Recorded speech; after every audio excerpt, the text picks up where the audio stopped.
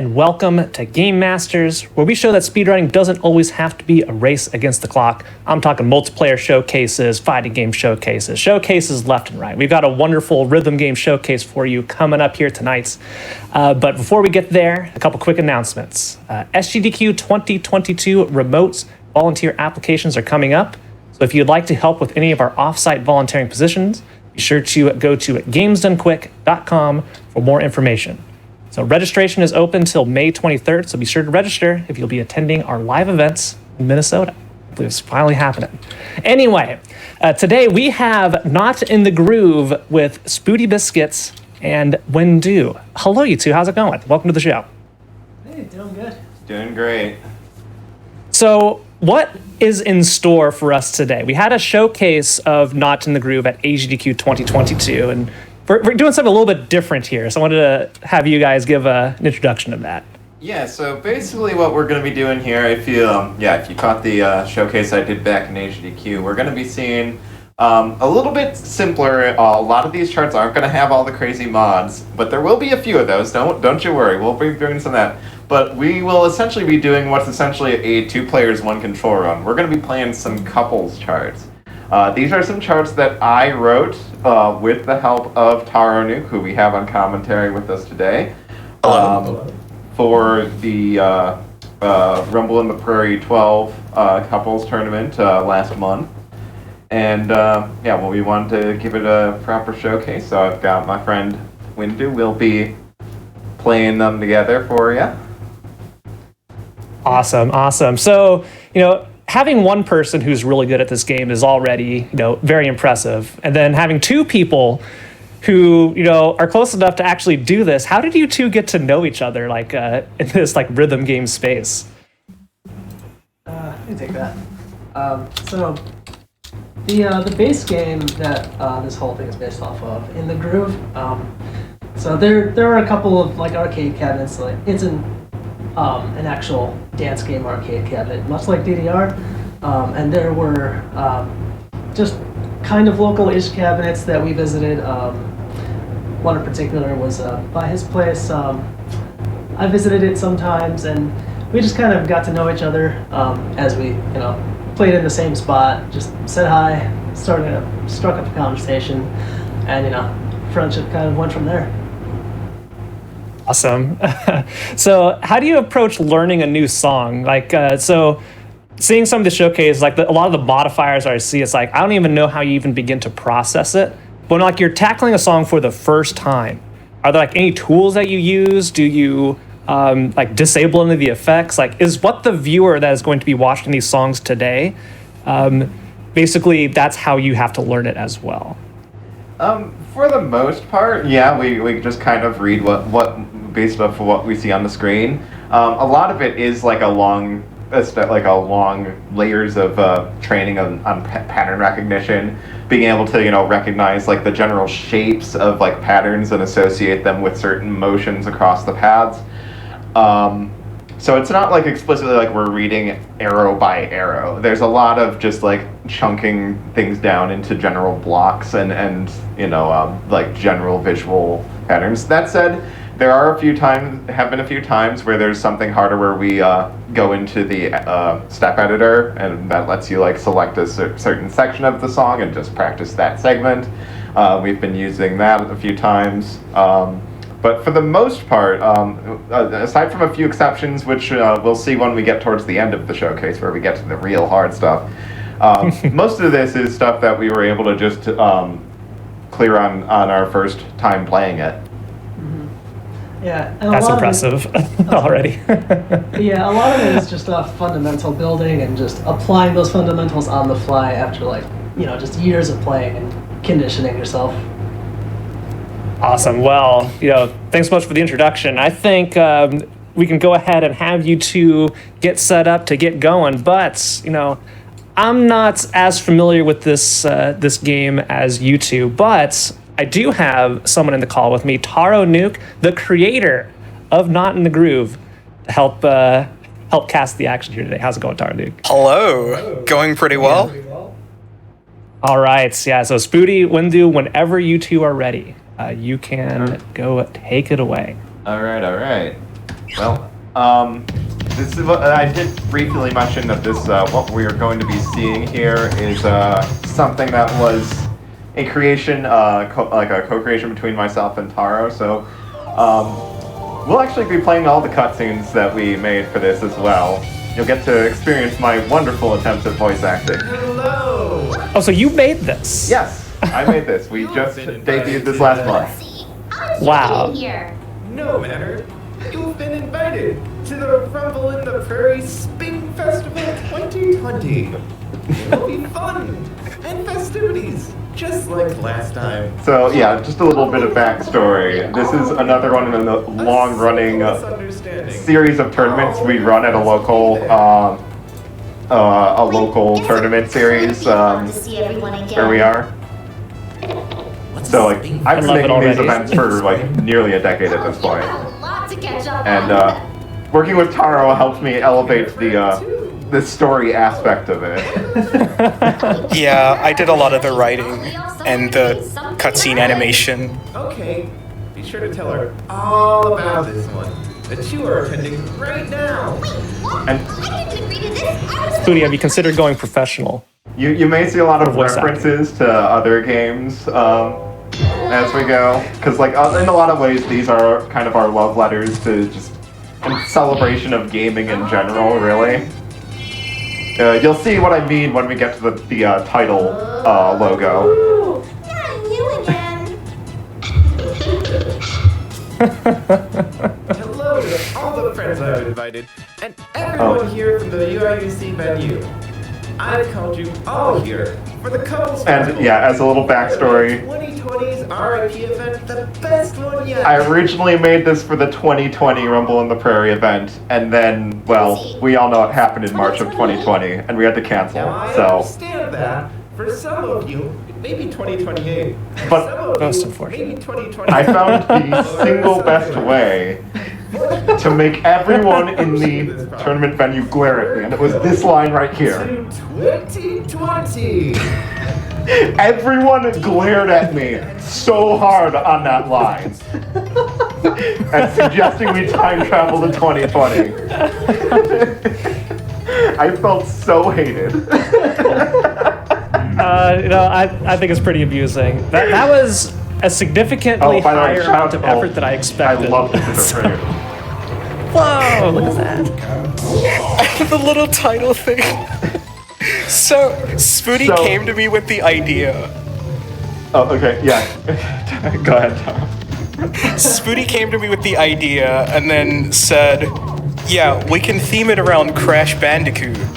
And then I was like, yes, we're in. And I just like immediately made the logo and animation. Your exact line was, I was already 100% in, but now I'm 105% in.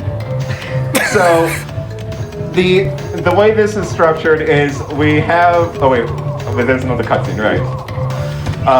Yeah, this will explain what we're about to be doing, kind of.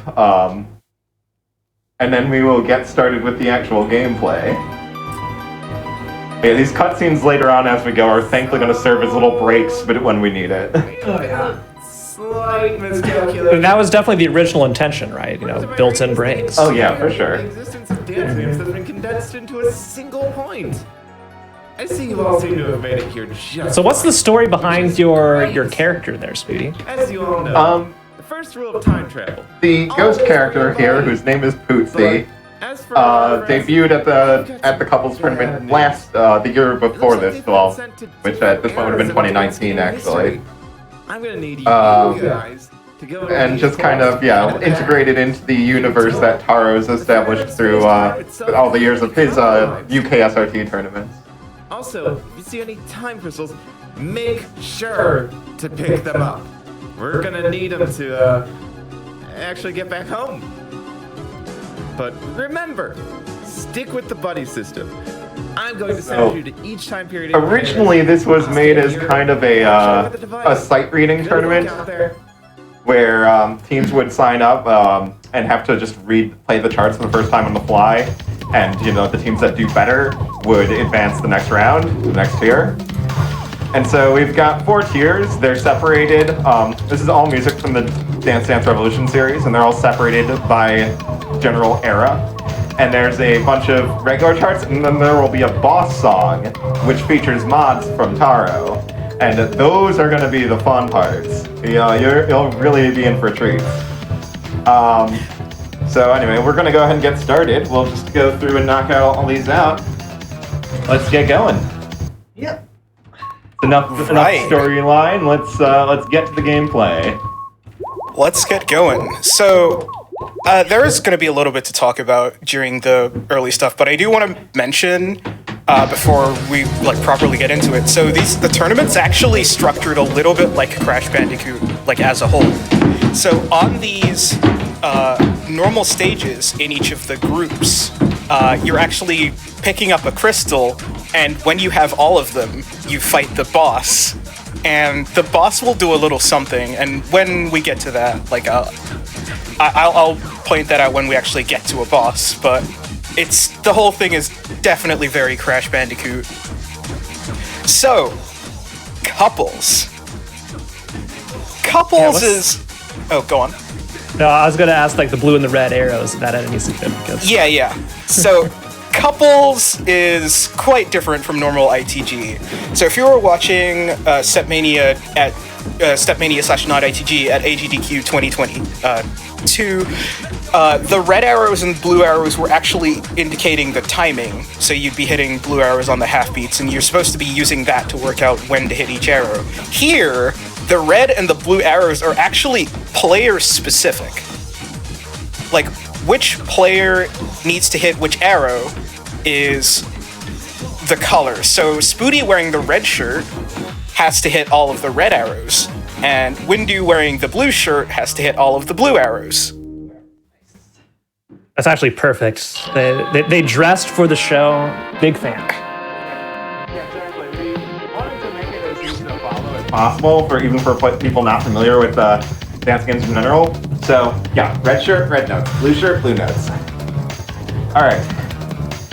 The next chart is Can't Stop Falling in Love. Another classic from the early days of DDR. This first here is from the beginning days of DDR. So first through fifth next. So I think they did the late 90s, early 2000s.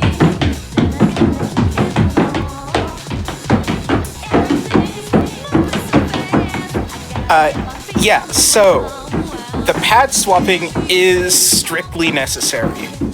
If a blue arrow shows up on the other side of the pad, you're gonna have to reach all the way over and hit it. That is how the charts are designed to flow. So if you don't do that, what's going to happen is you're going to run into your teammate who is being instructed to get out of the way for you to hit that arrow that's on the other side of the pad. And if you both try and get out of the way at different times because you're not reading the chart properly, you're going to have an accident. Oh no. Have you ever had an accident, Taro? Yes. Couples is very, very difficult. You don't say. So not only do you have to be good at dance games, you have to be good at doubles, which is playing one player on both sides. And both of you playing have to be good at doubles, because otherwise you're not going to know how to read the transitions. There's some stuff that comes up in later charts that I'll point out as it happens, because it's pretty important to point out. The charts right now are mostly straightforward doubles charts. There's not much there's not much foot switching or but it's still pretty ridiculous looking even now. This is already something that it would take me a significant amount of time to get to that point. Alright, next up is End of the Century, one that's based off of the classic Ode to Joy.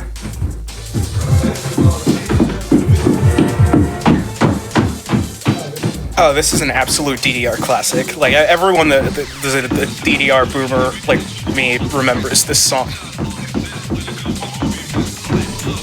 It's one of the most famous old DDR songs.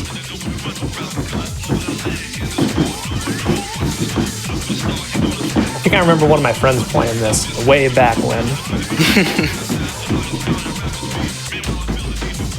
So yeah, as Pootsie, the character mentioned in the cutscene, the different areas in Tier 1 are like the time travel theme.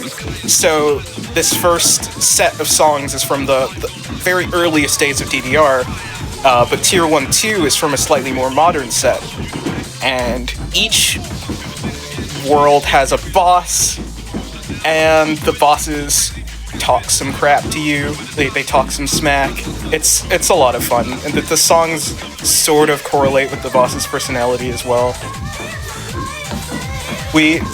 I don't know. It's a very sort of fleshed out full game type situation we got going on for this thing. Yeah, so I know like a lot of effort goes into the cutscenes, but because so you and was it Booty made basically all the maps we're about to see, like mapped everything out. How long does it take to like make an individual song?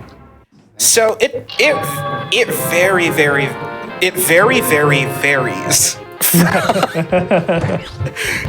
Some songs have a lot of choreography that's quite like you have to be very particular when writing these things because it's not just like writing a doubles chart. If you're not very careful when you're writing these charts, you will include some patterns that will cause people to hit each other.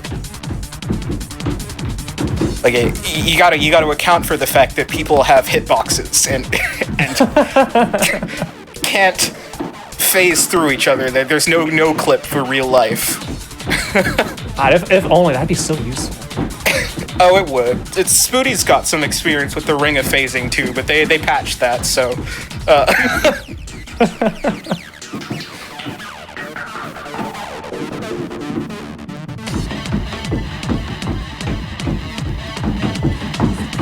Yeah, trust me, I'm trying to make ring of phasing a thing. It doesn't work.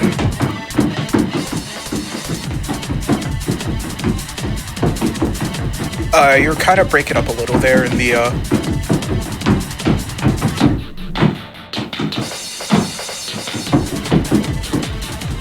I'm imagining like play testing for this, and this wasn't play tested.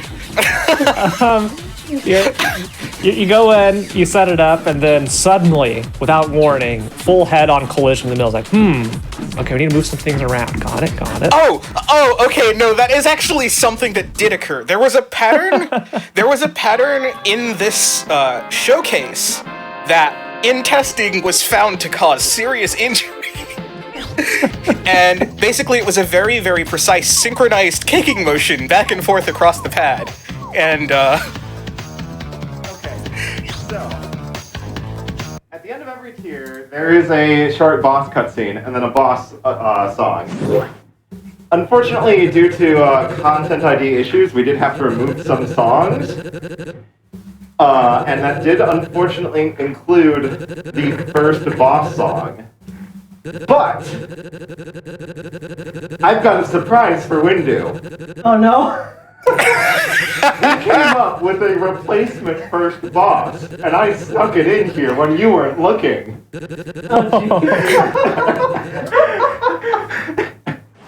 Windu has not seen this before. And I noticed a lot of people in the chat were demanding Peach, since he had to be here. And we are bringing back the icon Jimmy Jamaica, which I think we're bringing back a fan favorite. There for. Yeah, I'm pretty sure. Taro can explain the background for this character and both Peach and Jimmy Jamaica when we while we're playing this. And so yeah, bringing back a fan favorite for this one. For Windu. I have zero. I haven't seen the mods. I haven't seen what Taro's done to this. I just seen the chart. Oh, Taro, you've had your hand in this as well. Yes, I made this one. So there was a chart making contest called Democracy, and one of the rules for that contest was that you had to randomize your alias using there's like a name randomizer. One of the charts that was submitted was a chart to this song by Spooty, and the alias he used that got randomed was Jimmy Jamaica. and we decided to just turn that into a character. So, this is Mods. Windu is sight reading this. Mods. Yes, Windu has never seen this before. Mods do a lot of things to the arrows. This one in particular, it's mostly about player 1 is following the backing track, and player 2 is following the frantic vocals.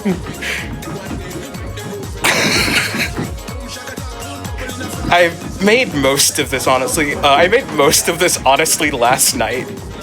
Hey, so this is like, no, not something that's been like in the oven for a while. This is like literally brand new. Yes. Wow. Alright, the question now those Yeah, so the players take turns.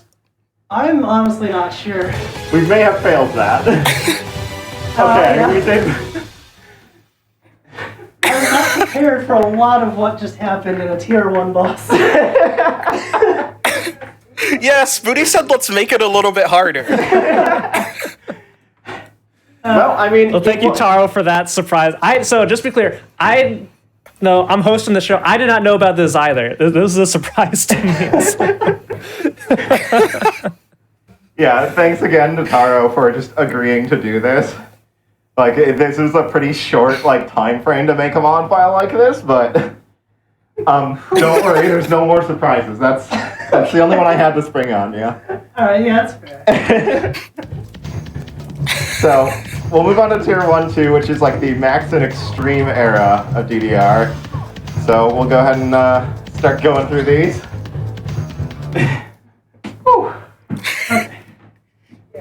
Yeah, so I noticed a lot of people before we got to this boss, a lot of people were demanding, like, where is Peach? We demand Peach because he had to be removed from the showcase. And so we weren't going to leave the audience without Peach. So we're moving on to Tier 1, 2.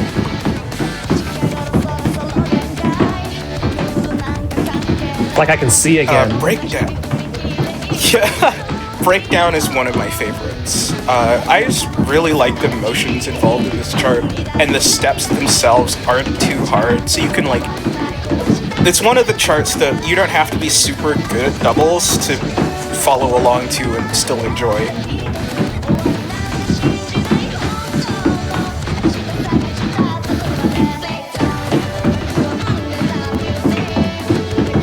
There's some moments in here where both players hop onto one pad, and it's charted so that it's never an issue if you read it correctly.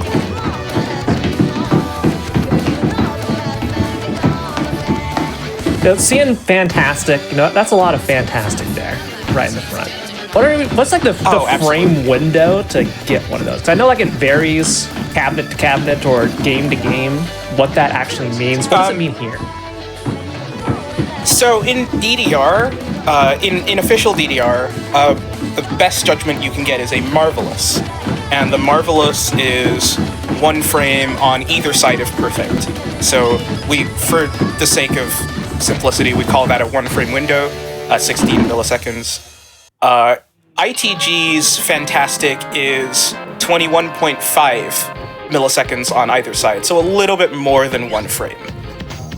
But it's still a pretty tight window. Oh yeah. Very, very classic Extreme era song here. Cartoon Heroes Speedy Mix. Oh boy. By the way, can all the boy. DDR players tell me what this chart would be rated on the modern DDR scale?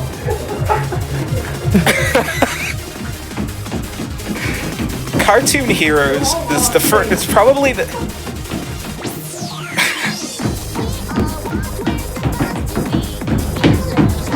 Wait, no, I was thinking of a different. I was about to go off on a tangent about a different song, but no, this is Cartoon Heroes.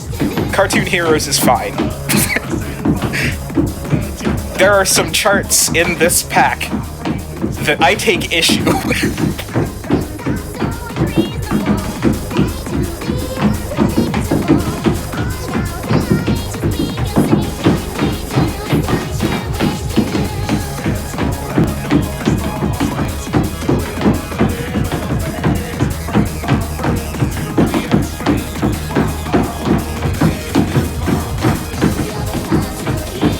Oh, also, so Windows aside from fantastic, there's excellent, which is 43 milliseconds, great, which is 105 milliseconds, which is quite big. If you're getting worse than a great, so there's decent, that's 135 milliseconds, and way off is 180 milliseconds. If you're getting worse than a great, you are dropping your combo and losing your life and probably dying. That's pretty drastic. From a full life bar. Yeah. From a full life bar, it takes 10 misses to fail. There are a lot more than 10 arrows going past. Close enough. All right. Another classic. We got Freckles. Couple more songs, and then we'll get to our next boss song.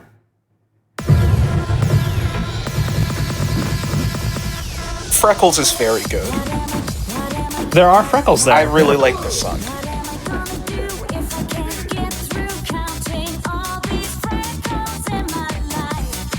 It's a very comfy song on official DDR for timing as well. A lot of people use this song to get like their first AAA, which is in DDR. AAA is at least used to be all perfects. For simplicity's sake, we'll just leave it at that. Can't believe it's not triple S. Well, they don't have it. Well, they did used to have S and triple S in DDR as an attainable grade, but they've sort of standardized everything now, and it's a lot easier to talk about without there being 50 different grading systems at play. But you see the combos turned gold there. That means they haven't gotten a single great yet. Now, because I said that, it means they're about to get a great. This is how it always works, but a gold combo on couples is practically unheard of, because there's just so many arrows and so many different ways you can mess up. And even slight lapses in concentration will cause you to get greats, decents, and even misses. But as I was saying earlier, it only takes 10 misses to fail, and in some of the later charts in this pack, We've never gotten a full excellent combo on anything. Yo, good stuff. that's the first ever gold combo. Let's go. Yeah. All right. So in some of the later files, 10 misses will go by in one beat. So there's not a lot of time for error. I think first 98 too. Yeah, that's a double star. So I can't even watch your legs during this because my mind just gets in a pretzel.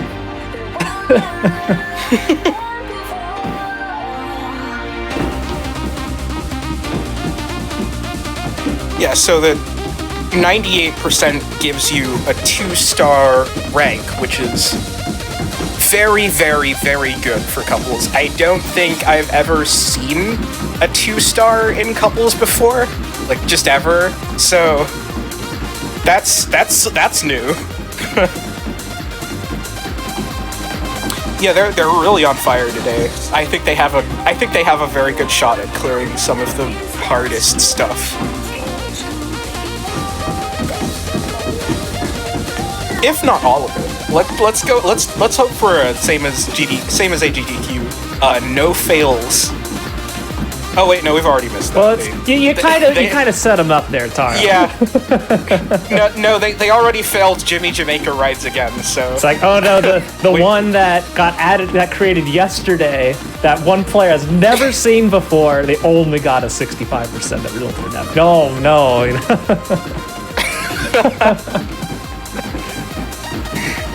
And I think Windu got.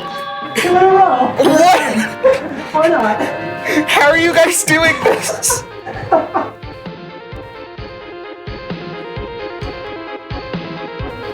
And like, there's no funny business going on. Like, you can hear their foot taps. They're perfectly in sync with each other in the song. Like this is all skill. Yeah, I don't know. Like, apparently being on the show just unlocks our ultra instinct or something. I don't know. Anyway, we've got a pre-boss cutscene before our next boss song. I'm speechless. I had something I was gonna say, then he full excellent comboed it. I'm like, well. Yeah, I'm just gonna sit here and watch. I believe that means every step was in, what, is it 43, 44 milliseconds? Yeah, 43 for excellent. Which, for reference, that's less than a 20th of a second. It's one of those that's never happened before, but in a good way. For the record, there is no way we will flex and combo this. We're not getting the turkey here. No, Makoto is kind of mean. her file is rough. She is quite the boss for this tier.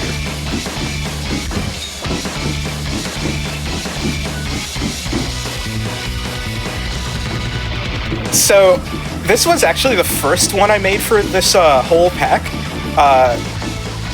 This was back before it was supposed to have like a story or anything.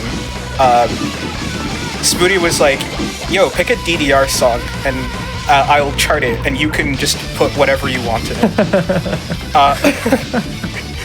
For this, I sort of animated the playfields, so the players took turns sort of being the guitar solo. The song has a sort of guitar solo, like dueling guitars vibe to it, so I made player 1 follow one of the guitars and player 2 follow the other one, and when they're both playing together, they're both doing their little mod animations.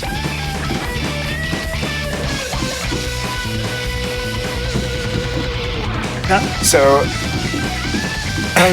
I'm looking at these modifiers. I gotta ask Taro, why did you do this? What motivated you to do this, Taro? Because I hate people and fun. Yeah, I think you and Maikuyama would get along. But really, the mods here, they're not super bad, especially not compared to what you see outside of couples. I think that is the best score we've had on that. Yeah. I felt good. Yeah, 1 miss apiece. That's good. That's good. All right, so we move on to tier 1-3. Tier 1-3 is going to be the Supernova and X era of DDR. All right, are we ready? Let's go. Yeah. So we talked a bit about ranks for like DDR. What is like the rank here? I've seen like S's, I've seen S pluses, I've seen A's and B's. It's like the range. Okay. So the range is based on In the Groove from 2000. Well, In the Groove 2 from 2005. If you pass it with 50, with like 55 or below, that's a D. 55 to around 65-ish is a C, and the letters themselves are split into minus, middle, and plus. 65 to... No, yeah, 65-ish. Like, it's a bit higher than 65, so it's like 68 or something. To 78 is B. So 79 to 89 is A. 89 is S minus. 92 is S, 95 is S plus, 96 is 1 star, 98 is 2 star, 99 is 3 star, and 100, which is all fantastics, is the elusive quad star. Spooty actually has a lot of quad stars on singles, but I don't think there has ever been a recorded quad star on couples before. Unless tonight. I'm not gonna put that pressure on. If they don't get a quad before the end of tier 1, they are not getting a quad tonight. Everything after tier 1 is rough. But there are a lot of really creative charts that I'll have a lot more to talk about after tier 1 as well, because tier 1 is sort of the introductory tier, and all the charts are essentially just 2 people playing doubles charts at the same time. Tier 2 starts introducing some doubles tech. some couples tech. Love that word. That word combo. Tell me about some couples tech, Taro. Well, we're gonna start seeing foot switches, where one player hits the same arrow with both feet. They like switch feet. So if there's a down, you hit it with your left foot, and then your right foot, and then you keep going. like sort of in the middle of a stream, these are normally marked with mines. And I can't believe I haven't mentioned mines yet. I don't think there have been many though, but the mines are the circles with dots in them. Those essentially just count as misses if you hit them. They make the pad a lot more dangerous, especially in couples. Oh, like you? Okay, so you're literally stepping on a mine. Okay. Yeah, you gotta dodge them. But the mines are also used to indicate when a player is supposed to foot switch. And this is very useful because if you don't foot switch and you're supposed to foot switch, you're not gonna have the right feet on the right arrows. And not having the right feet on the right arrows is a lot more dangerous in couples than it is on singles or doubles. Because there's an 80 to 120 kilogram projectile sort of That's one way to describe a person. sort of flying around the pad also.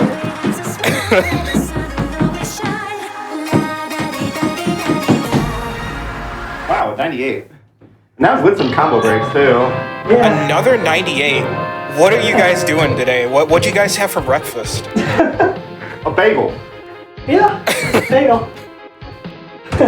Well, it's the bagel synergy, because you both had a bagel. That's what it is. Shout outs to my boy Mute, he loves bagels.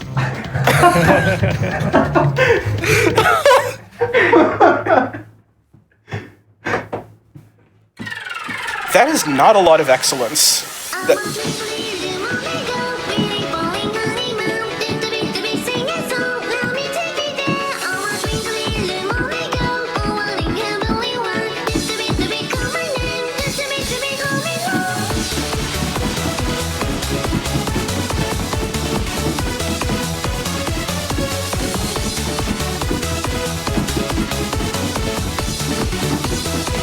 Oh man, I'm just thinking about some of the couples tech that's gonna show up later.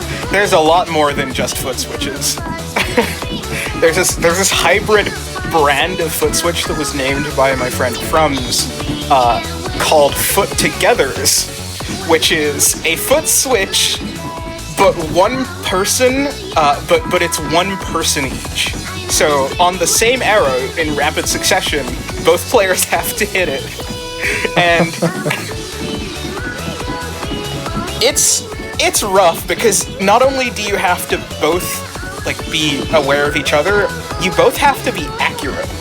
Because if you hit early and you're the second person going, you're going to step on the other person's foot.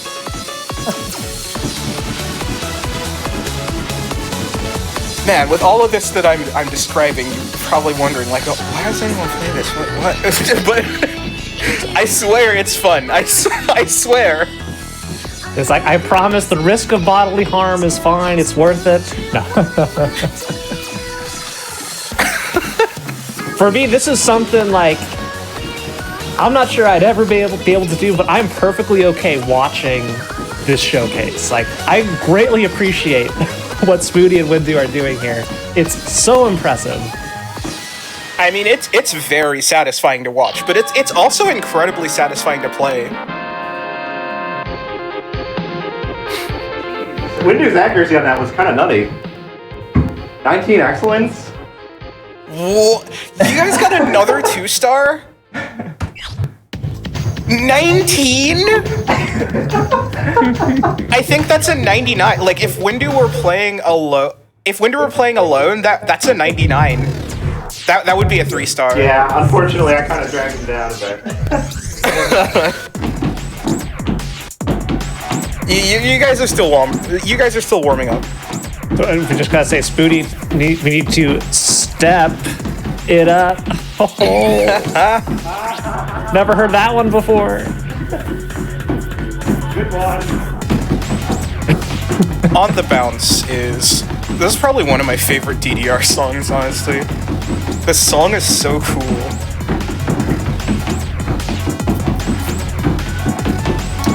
Yeah, so there's a little bit of arrow sharing going on in this one. You have to be in sync with your partner, because as one player steps off of an arrow, another player steps onto it.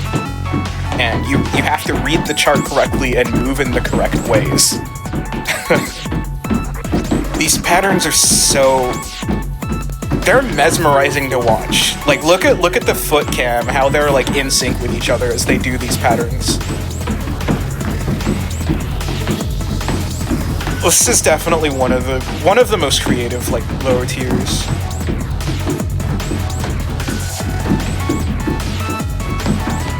And like, even coming up with these patterns, like when you're putting them in a chart, takes like a lot of creativity, and you got to think about the footwork quite. Like, if you want it to flow well as well, you have to, and also be readable. You have to have a lot of skill.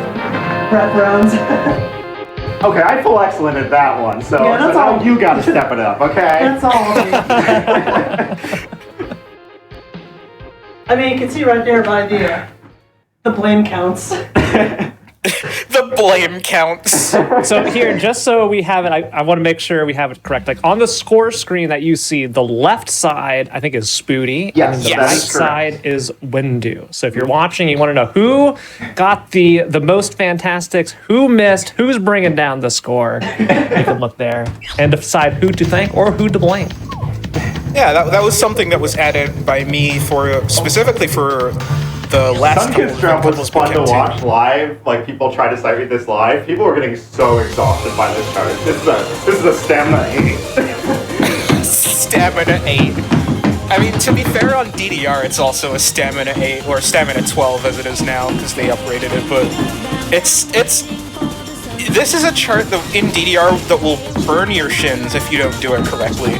Because it's all crossover, like, sideways motion where you have to you have to drag one foot from left to right and back, just over and over again.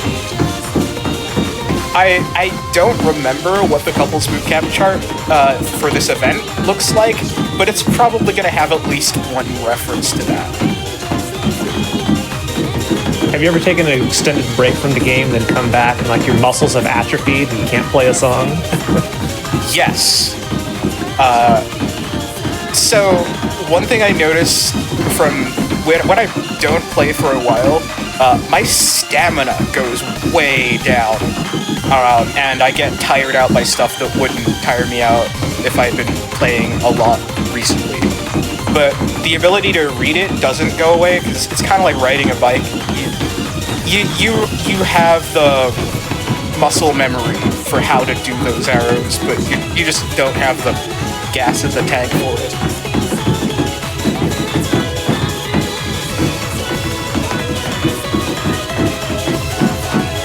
There we go, we got some crossovers.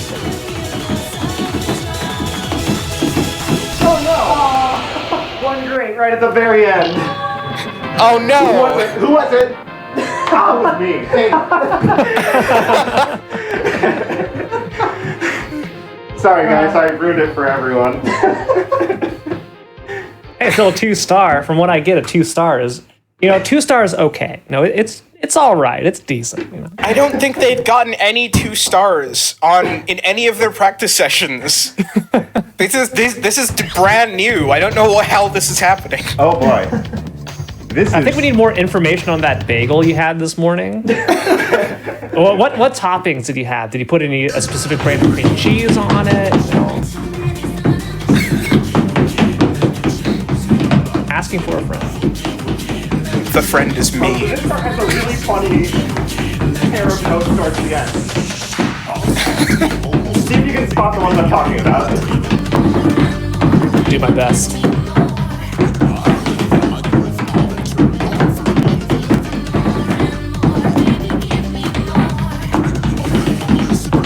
One thing that is kind of gracious about couples is that it's not usually both players doing the hard thing at the same time.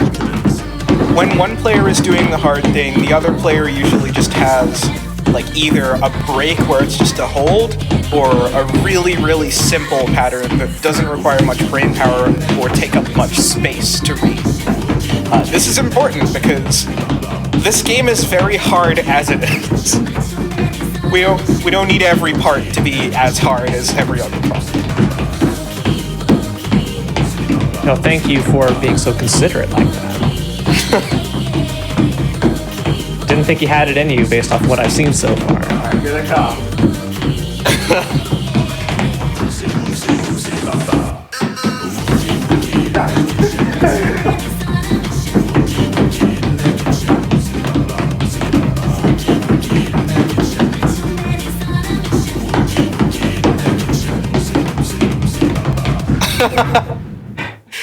Oh, the through the legs arrow. We hit the important notes. That's what matters there. Yeah. Oh, by the way, the bagel was with whipped cream cheese, plain, and Asiago shredded. Just if you're wondering. All right, write that down. Write that down. There's something about that combo. All right, we've In all got another seriousness. boss song coming up. They're very This is okay. what a Pay lot of attention. This is practice- very important lore on this cutscene. All right, all right. I'll True. continue my thought later. Very important cutscene.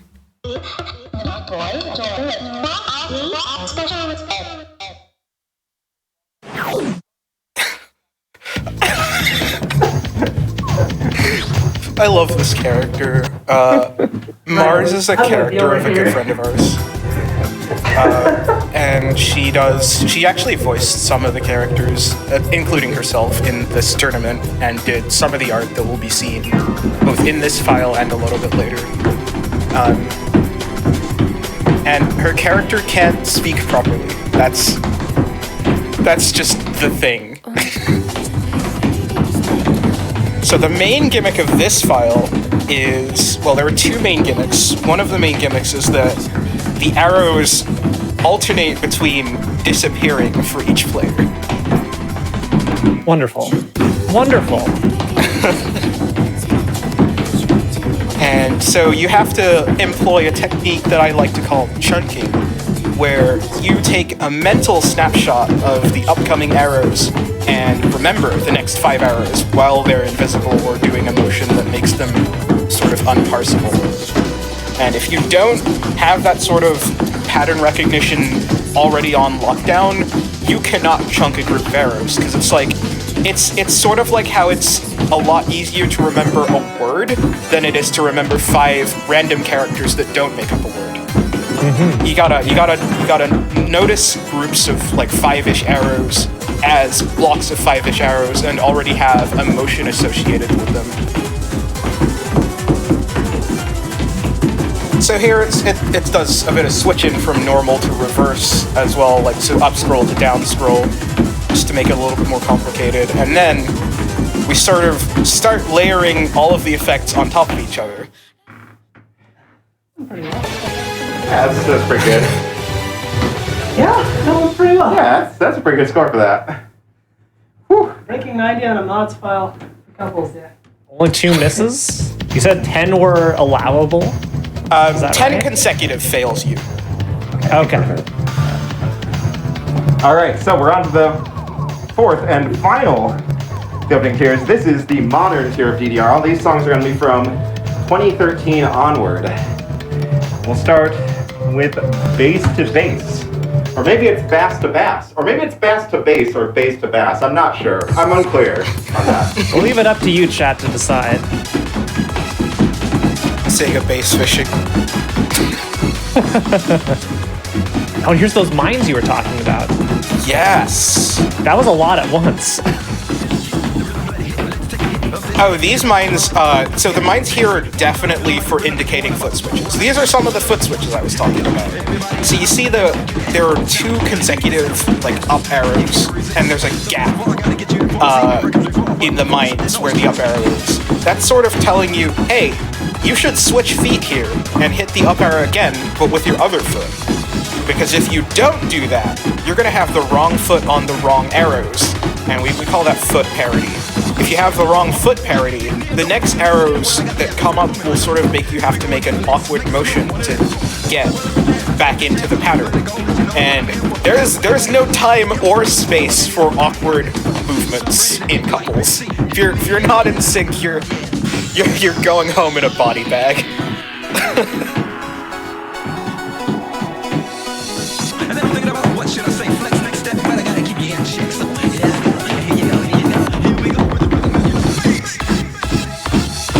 Yeah, I think those were the first and easiest foot switches that we will see in the pack today.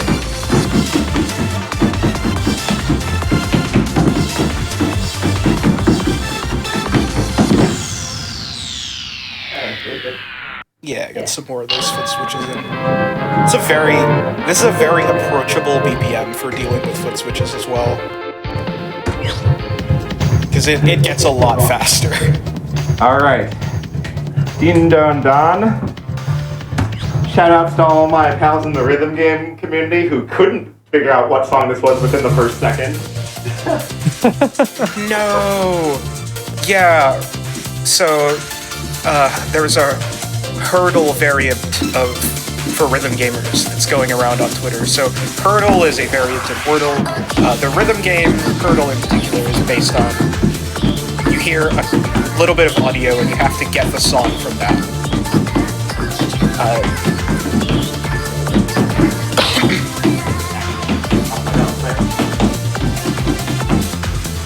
This song just I feel like I'm in an arcade with this one. It does have that energy. Yes. This one has some pretty easy foot togethers. So these are the foot togethers. You got when it goes din don dan after the lyric, because it goes din don dan. The din don dans there, one of the arrows is hit 3 times, but it alternates which player is hitting it for each one. You gotta really be in sync. That's gonna be the running theme for every chart in couples, really. But also, if you'll notice, whenever Spooty is in front, he's actually ducking down so Windu can still see. This is pretty important. I was wondering about that. Yeah, because Windu is traveling behind Spooty, and Spooty is quite a bit taller than Windu.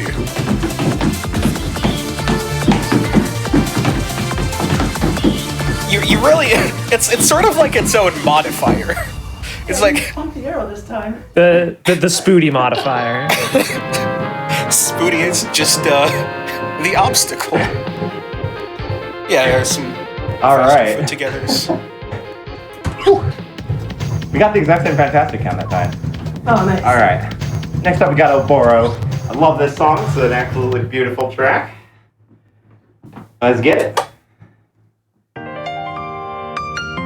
You know, I just now understood why it's called hurdle, because like hearing and heard. I was like, Yes. why is it called? I was like, yeah,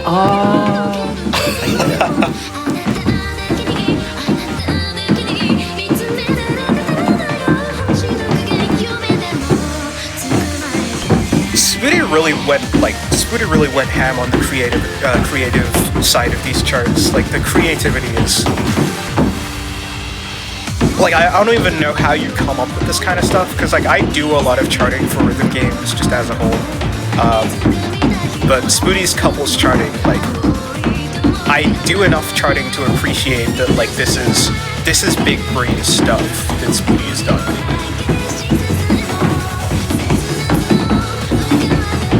As a reminder, everybody watching, every single track you're seeing, I think it's every single one, has been created by a collab of Spooty and Taro Nuclear on comms with me. Yeah. The creative process for some of the charts was Spooty shows me a segment and I go, yes! Or, no, you can't do that, that's illegal. And pretty much the same in reverse. There would be some mods that I show Spooty and Spooty goes, that's a little much. Spooty doesn't tend to emote very much in text when describing something that you've shown him, so if you get him to emote in text, you know you've made something.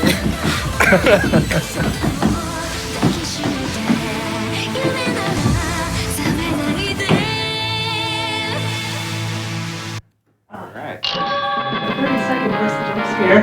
The 24th verse. Oh, probably why I missed it.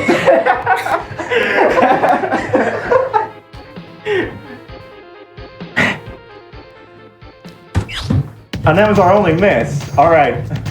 That's no one's keeping score, but that's another point for me. Oh, and by the way, I would just like to point out that this is the official jacket art as it appears in DDR. That A is canon. Yeah. Whoever made it didn't like realize that the font did not support that character.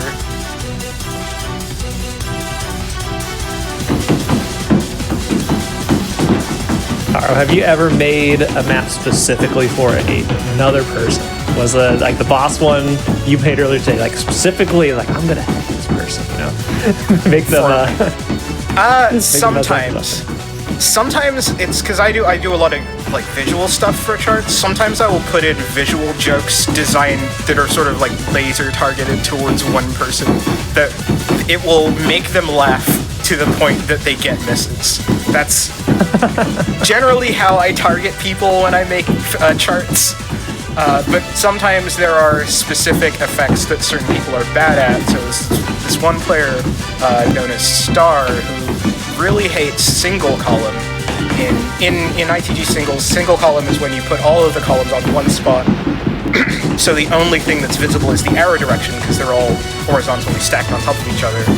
And I deliberately put one of those in the qualifier for a tournament just to troll her. That was... I do things like that from time to time. It's a valid skill set to test.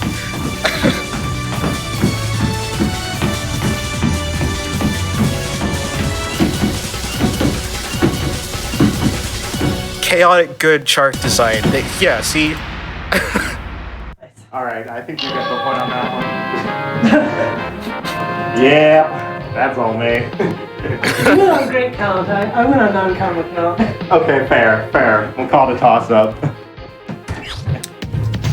Well, you still got a star. It's pretty good. Alright, we got one more in this folder before the boss. Strawberry choo-choo. Get your shoes out.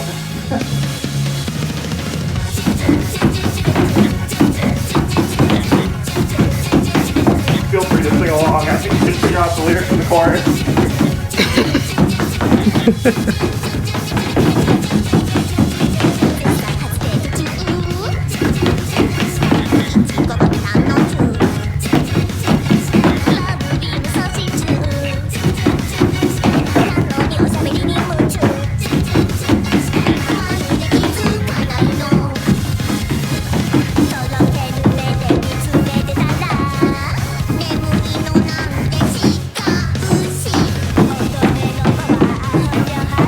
All of the songs in this this folder in particular are from modern era DDR, so they're either from 2013, 2014, Ace, or A20.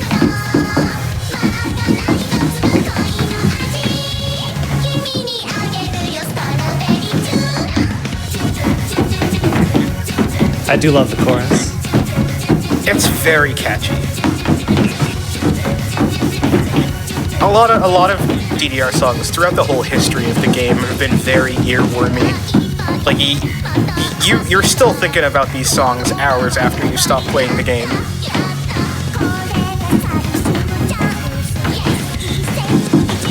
I'd sing along, but there's a little bit of desync between what I say and what you will hear and when, so it'd just be out of sync and sound awful. I'm not going to subject you and GDQ audience to that, so don't worry.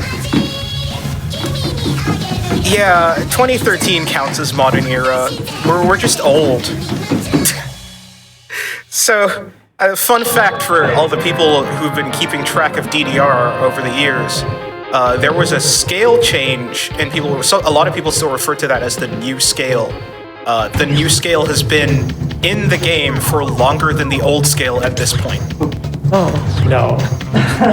Why did you have to bring that up? Alright, one more boss cutscene before we finish off the first tier. Remember when you play it on a CRT? On the arcade cabinet? Yeah.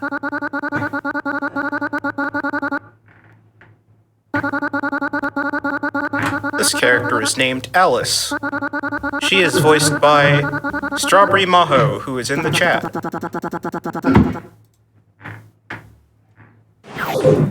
Alright, This one's a fun one. Oh, yeah, I love this one. Yeah, I'll let Taro, explain This what the heck one's- is going on here. This one's really good.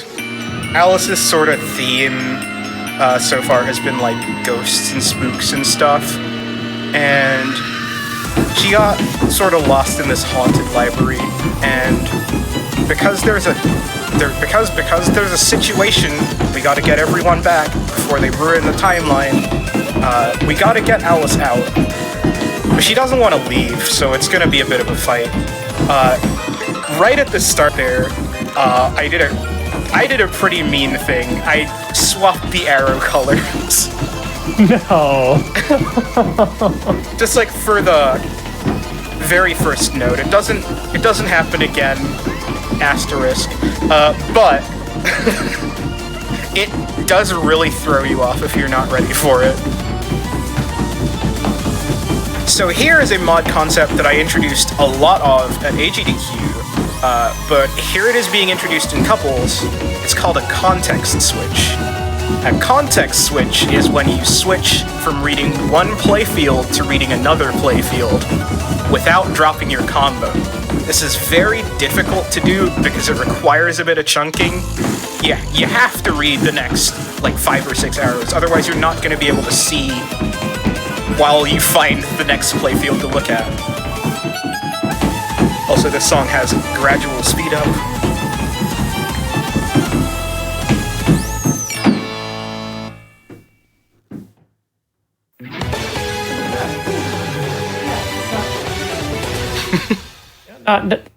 Acceptable. Yeah. Yeah, it's a pretty solid score. I think you got the point on that one and the previous one. Yeah, I'm definitely keeping score. Yeah, for sure. I Point for definitely am. Spooty. Now, it doesn't matter who's winning, Spooty is, but it doesn't matter. Couples is as much a cooperative sport as it is a PvP sport. Oh yeah, that's we joke about all the time that couples is actually just a PvP mode that I have branded as a cooperative exercise. Now there are some rules of fair play of not tripping up your fellow competitor on the pads there. So much respect there. Partner or opponent, what's the difference? Do you have a cutscene? I believe we are going to take a short break here before we move on to tier 2. So that was all the first round of the tournament. That was all the entry level stuff. We started to Entry ramp it up level a is little what you bit. saw, so it gets harder from here. Yeah. Oh, yeah. All right. Oh, yeah, we actually do have cutscenes. Yeah, you have to play the cutscene.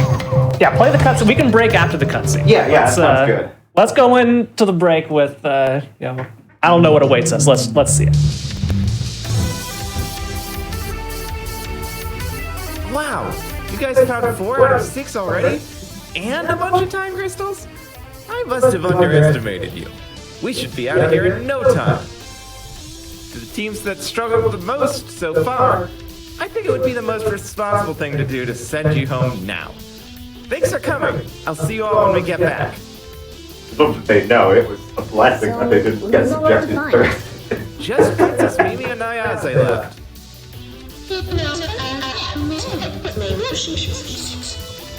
Aw, that's sweet that you're worried about her. I'm sure Mimi will be fine. So, what's the plan? Looks like we've entirely cleaned this warp room out. So that means we're headed to tier 2.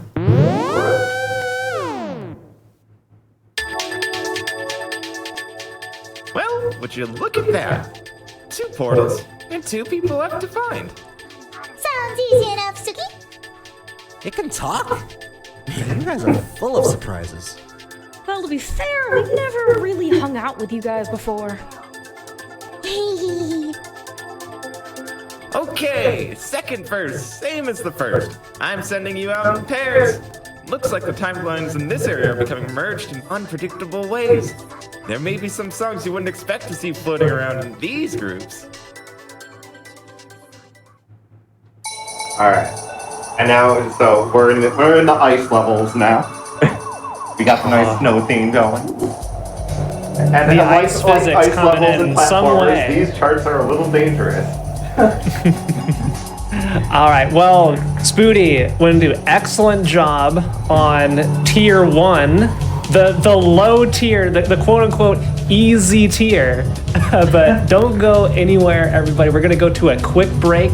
So, so Spoody and Windu can take a little bit of a stretch, get some water, whatever they need to do to relax a little bit. But before we do, just really quick announcements. If you're watching on YouTube, be sure to go to twitch.tv/gamesdonequick.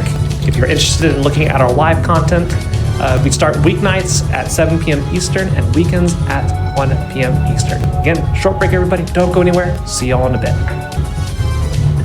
And welcome back from the break, everybody. You are watching Not in the Groove, Couples Boot Camp 3 with Spoody and Windu.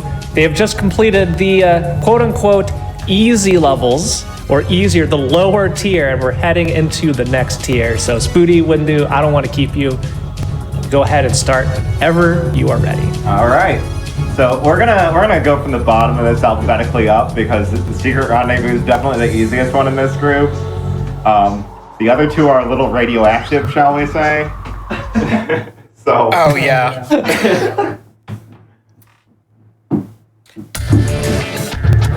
These charts. This is rated 10. It's probably more of a 9. This group of songs, like tier 2 onwards, is where it starts getting really hairy. Like I was saying to people as I was working on this pack with Spoody, people are gonna play tier 1 and be like, "This is the hardest thing ever," but then there's 3 more tiers after it.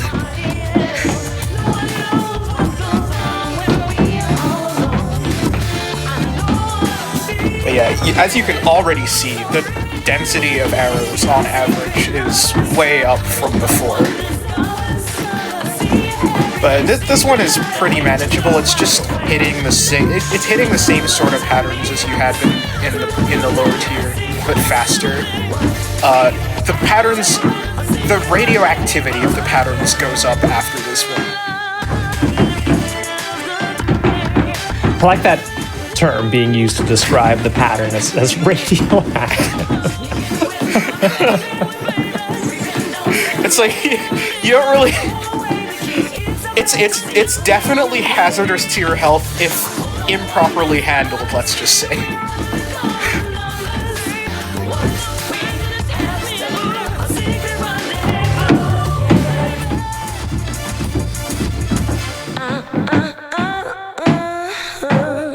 Yeah, so the amount of tech is going up as well. So even this chart has the pad sharing and foot switches.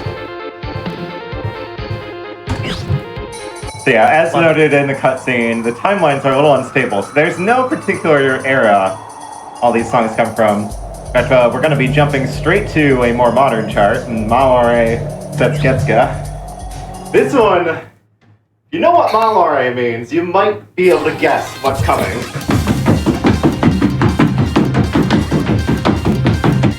Malore is a Japanese word that means spin. This is hands down the coolest chart in the pack, I would say. It has you do the thing as the song says it.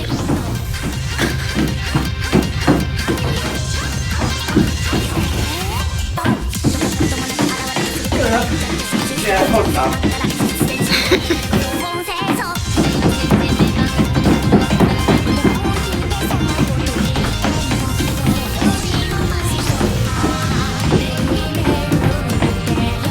You definitely want to watch the foot cam for that.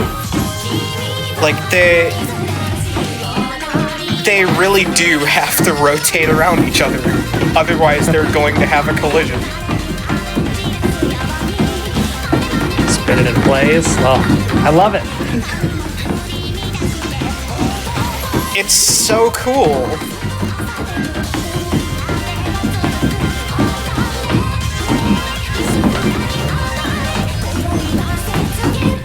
And they didn't even drop life bar. They normally get like a ton of misses, and in all the practice runs, they've gone down to like half life bar. They don't usually fail it, but this is probably the best life bar I've seen come out of the spins. Oh! That was a little hard to keep up with. And then we're gonna jump back right to like the first era of DDR music with B for You. This may be the hardest chart in the entirety of Tier 2. I would say so, yeah. It's like as hard as the Tier 3s, honestly. Especially towards the end. The very ending is really, really hard. Don't worry, we're just doing a B3 voltage study.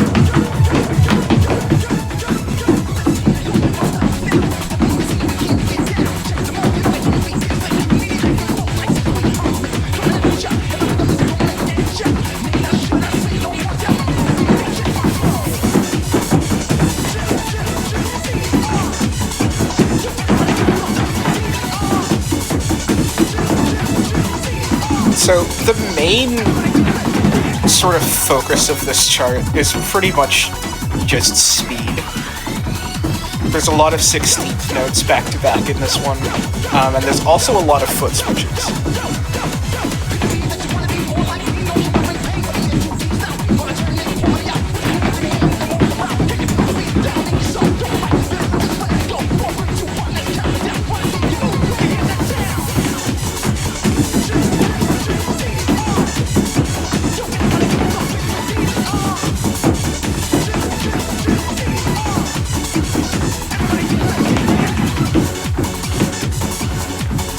So now we're approaching the part where it gets really intense. You got the back-to-back foot switches, and then after the back-to-back foot switches, you have the gear change, where the chart just sort of becomes an explosion of tech. Right at the end. This one, they didn't actually pass first try. Yeah, that was a pass. I got close again. I was holding my breath. I think this is the first chart that they failed when they were first playing through the pack. Yeah, I believe it was. Yeah, I'm not sure if Tara was talking about it, but the life bar, the life indication for this game was really not designed for couples. No, it was designed for singles. All right, so we got a cutscene. And there's the yes, little all right. plot twist here. The character in this portal is not the character we were looking for.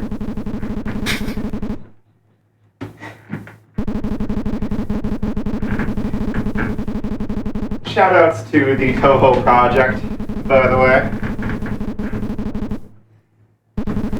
Yeah, the intersection of ITG fans and Toho, like the Venn diagram is basically just one circle. Pretty much the whole ITG community is fans of Toho. I said this isn't actually a Toho arrangement that we're playing, but it is a song with Rose in the title, so we thought it was very fitting for Koichi, who has like kind of a Rose as her signature style. Yeah. But in the olden days of Rumble in the Prairie tournaments, the stories involved a lot of Toho characters, so as part of the time travel theme, I decided to sort of throw back to the old Rumble in the Prairie tournaments by having a Toho just randomly show up, essentially. Now, this file has quite the gimmick. I'm probably going to hell for this one. This one, the gimmick of this is that the color information gets periodically taken away. In the start section, you have this line that separates the players. Into the next section, you have the white effect sort of creeping down the screen, so you have to read further down and remember which one was yours. And in this next section, we have, after this little drop, we have it scroll, the sort of line that indicates a section is going to disappear is scrolling down, and that section slowly disappears. At the halfway point, it alternates which player is invisible, and this gimmick is so mean. This was originally a tier 1, and then we moved it to tier 2 because it wasn't feasible to make it easier, just because of what the gimmick is. To be clear, Punchy, I am at just as much at fault as Taro when it comes to if these are designed to cause, car crashes on the paths. Because I wrote the steps. Taro just made the arrows do the funny things. Yeah, it was a tier 1. It was a tier 1, and then we looked at the finished product and said, wow. We had a build count on that for a bit, though. Yeah. Alright, so 92 is a very good score. let's move on to the other half of tier 2. We're going to start with a very much a classic of the Extreme era, Daikenkai. Let's go. Oh, this one's for the DDR boomers for sure. All right, I'm expecting to recognize this instantly. It's the one everyone was calling Japanese Linkin Park.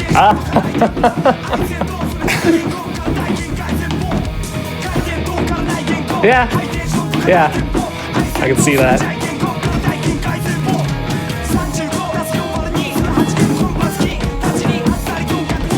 This song is very good though.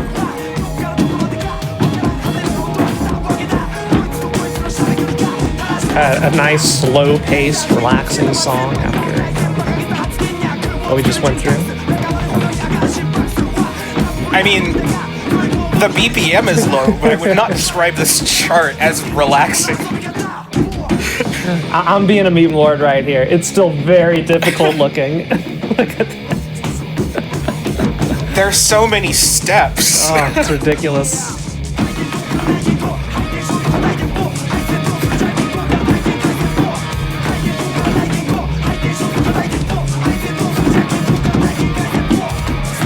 It does actually speed up as well at the halfway point.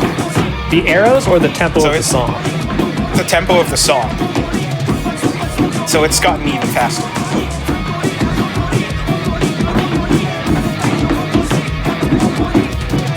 But there is that aspect that I was talking about earlier where it's not both players doing the hard thing for the whole song. Like one player, they take turns taking a break, which is very useful. Again, how considerate of the beat map designers. There was a decent beginning that wasn't our fault. Oh, we didn't investigate. Never mind. Yeah, there was a decent immediately. Yeah, it's basically a full combo though. I'm gonna count that one. You got a 96, right? Let's just count it. All right. Next song. This one's quite a bit easier. Shout outs to Black Rose Garden and to The Reason. To all of the haters of The Reason. Everyone hates this song in DDR for some reason. It's great. Don't listen to like haters. I like it unironically. Fent, you were asking a question about the charting. I can't remember what I was going to ask. Dang. I'm a bad host, I'm sorry. This chart has some pretty good moments in it, though. Like, I don't know. There's something about this sort of 2000s edginess of it that really speaks to me. Like, I'm drafting up my AMV as we speak.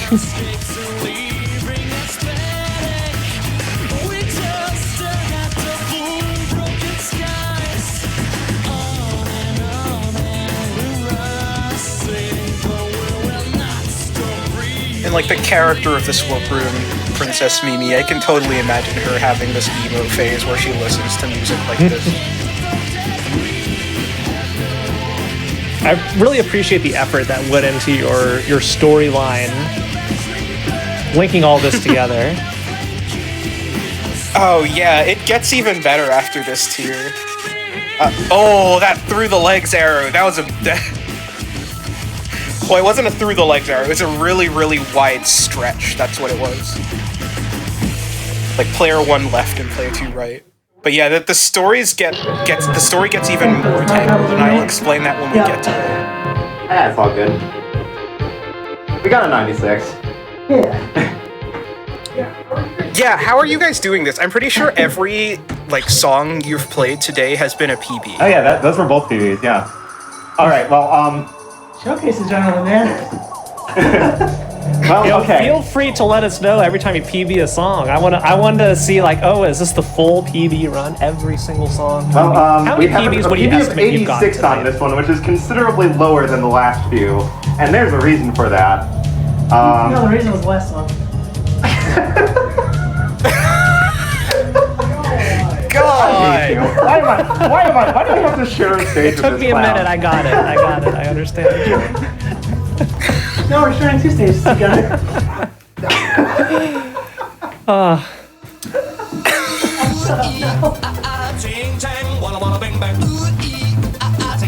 Okay. This is a contender for hardest song that's been played so far.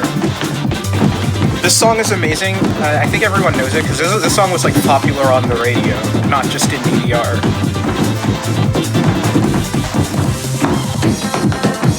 Pretty sure I've heard this song in the line for a roller coaster at Six Flags Park.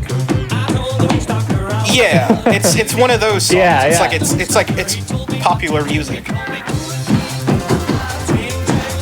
Popular music in my rhythm game?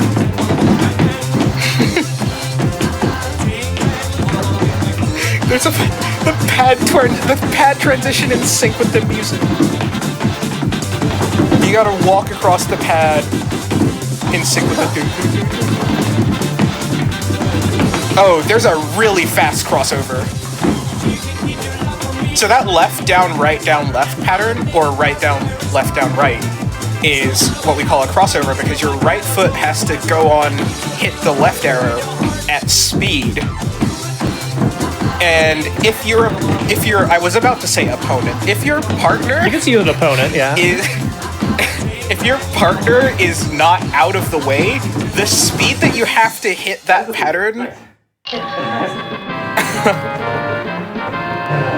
Man. Another PB by 2 whole points. We tied on excellent counts too. Nice. Oh, yes. Yeah, that one's rough. Nice. Turning back and forth in front and back of each other. Yeah, that one very much has a lot of. That one's a big trust exercise. There's a lot of just doing motions into where your partner just was, and just trusting that they will no longer be there. Like it's fun. It's fun. Y'all got all the crystals in tier All right. 1 and 2 now, right? Now it's time for the tier 2 boss.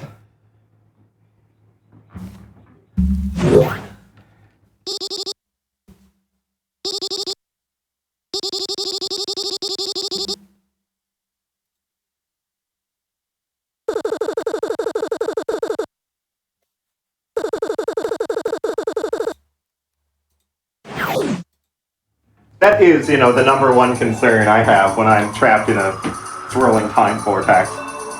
Not like you can see me. Is that I'm going to be grounded when I get home. Oh no. This one's a pretty easy mod file. Relatively speaking. Very pretty, again, thanks to Taro for making this. Lovely file. This is a song from, I think, DDR-X2 from 2010, and I wanted to do something with this song since I heard it, and I didn't really have an excuse to. And when Spoody was like, hey, do you want to pick a song from this era of DDR? And I was like, yes, I want to mod Private Eye. So the gimmick of this one is that there are these fields, and in those fields, only arrows of that color are visible. So there will be a red circle, for example, and only the red notes show up in it. And in the blue circle, only the blue notes show up in it. And these start overlapping. I make them dance a little. It's not as hard to read as it looks because the arrows are just kind of flowing straight up and they're not being distorted at all. They're just being obscured by these little masks, and I had a lot of fun making this one. It's very aesthetic. Whenever you're making one of I these chose maps, really nice colors. like with something like this specific, are you like you have to like program it or design like your new modifiers like all the time, or is this like a set of tools you made for not in the groove? It's like both, right? Because there are templates. Oh, go on. Yeah, you got the holds. There are templates that get rid of all that like things like scheduling effects are handled by templates, and there are a bunch of preset mods in the game. But the masking thing with the fields that have certain arrows in them, that was a shader that I had to write. So there's actually a shader that's looking for a source texture, and so there are 3 different colors. There's green, pink, and black, and anything that's green will be drawn with the red field, anything that's pink will be drawn with the blue field, and it's actually set up such that there are like 3 different cameras that are only looking at certain play fields, and the shader is just helping it decide what to pick. I miss you too. That's super interesting. I love pulling back the facade and seeing what's going on under the hood. What are you exactly? Right. So we've rescued Princess Mimi, and we've also got sort of an unwanted Okay, guest. well, you can go That's fine. observe from like over there or something. You're giving me the creeps.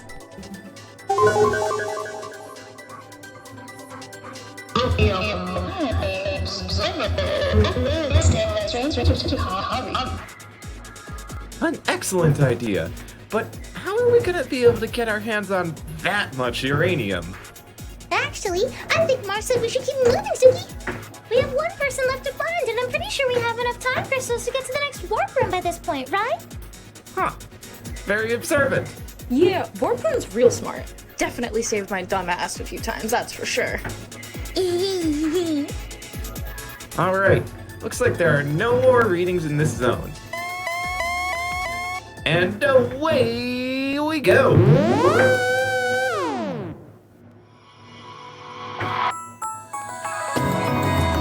Alright. Okay, so this is interesting. So yeah, this What's is going to be interesting? tier 3 Good coming up. interesting or bad interesting?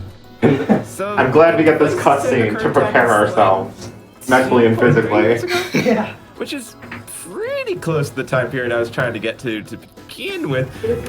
Tier 3 is hard. Time is crazy dilated here.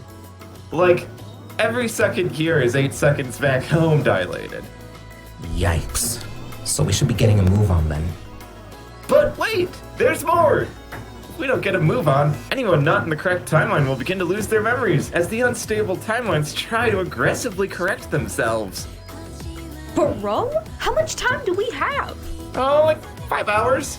Ordinarily, that'd be plenty of time to find our last lost friend. Well, that's not so bad, right? It wouldn't be, but it also looks like Ayase is not here. And we don't have enough time crystals to warp again. Which gives us 1/8 of the time to gather time crystals compared to what we usually have. So that means we only have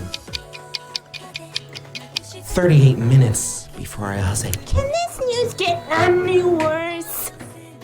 Actually, yes, we... No, I think we're good. We should just get on with grabbing those crystals. Alright. So, here begins tier 3. There is a very marked step up in difficulty here. I think we're gonna be picky about our order here. We're gonna start with the one we're most confident here. We'll go with Delta Max. This chart's a fun one. I'm actually gonna turn the speed up on it a little bit. It's gonna start down at 100 BPM and increase by 1 BPM every quarter note until it gets to the end at 573. So, it's fun. Nice. It's a little bit of an interesting challenge.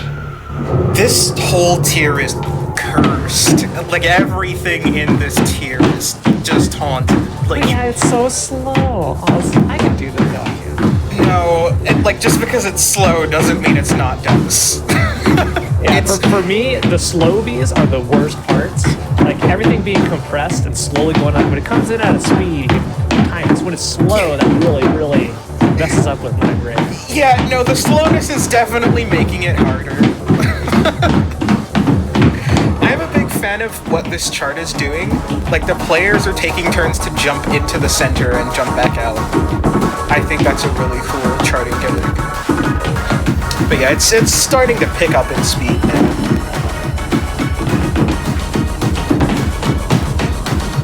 But yeah, even in this late stage, we still have one player doing the simple thing. Like we still have breaks of one player doing the simple thing and one player doing the complex thing. So it's not all ruthless. But Yet? Yet. But this tier is definitely cursed. See, now it's hitting into BPMs that we haven't seen in this tournament yet, because now we're at 350 BPM and it's still climbing.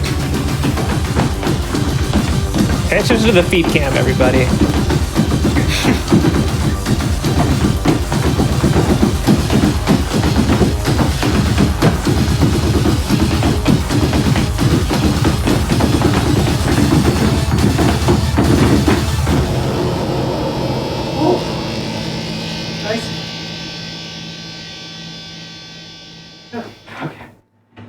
There we go. Nice.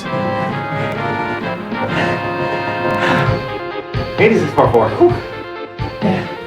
That might be a PB for us, I'm not sure.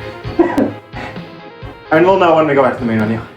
But yeah, like I said, there's a notable difficulty step up here. And that was probably the easiest one out of this tier we just picked. It's only gonna get worse from here, everyone! Yeah, no, that How was are your the legs easiest holding up? one. I hope you're all excited to join us on this minecart that is just barreling down a more and more rickety track. We were like 0.15 off. Oh wow, yeah, that was really close, but not quite a PB. That's like a couple excellence off. All right, next up we've got Schrodinger no Neko. This is a little bit of a chaotic song. I love this song. Definitely a very divisive song. Some people love it or hate it. I love it. It exudes so much fun, chaotic energy. And I've had a lot of fun writing the chart to this. Like, honestly, this is probably one of my favorite charts that I made for this whole thing. You ready?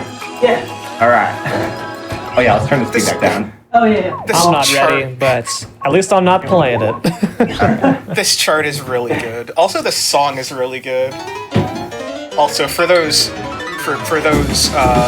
with a little bit of Japanese knowledge in the chat, probably work out that the song title actually means Schrodinger's cat. I saw when this chart was first shown, because this was one of the ones that was played during the tournament. Someone in the chat described it as a Tom and Jerry type beat, and I haven't been able to stop thinking about that. Yeah, no, you're absolutely right. The chart has a little bit of that Tom and Jerry type energy as well. Alright, so between Spoody and Wendy, who's Tom and who's Jerry? Well, I think they both take turns being Tom and being Jerry. Like, you know that one episode where they befriend the dog and then they're all like hurting each other by the end in different ways? Yes, classic.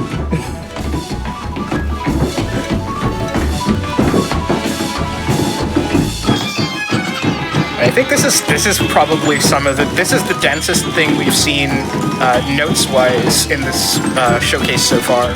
It's You know, if they made Tom and Jerry today, there'd be an episode just like this, playing DDR-esque games. Except it's a mouse on the pad, and then you're dancing around. It ends up being a full combo at the end. Oh, they totally should do that. That would be such a good bit.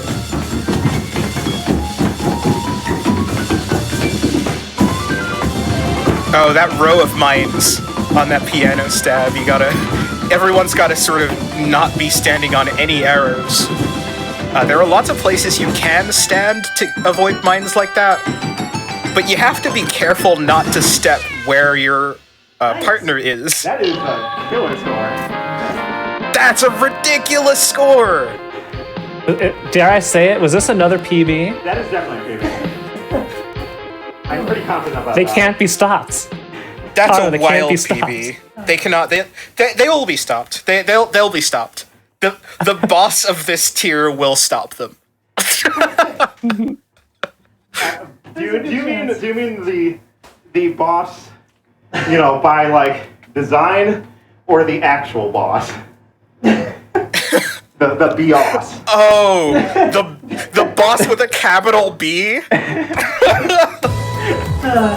All right. I think our next one we'll go for is probably Paranoia Hades. Do you think we go 385 or? What? Do you think we go 385? Because I'm pretty 90 right now. Or does it not matter? Do you want to back down by 5? If you wouldn't mind. Fine. If you want to you down by guys- 5, I can go down by 5. I will say during practice, you guys were playing 380 and you were currently on 390. Yeah. Okay. Yeah. So Paranoia Hades is a little bit sinister, as the name might suggest. So it's got a little bit of a tricky slowdown in the middle. We'll see if we can make it through alive.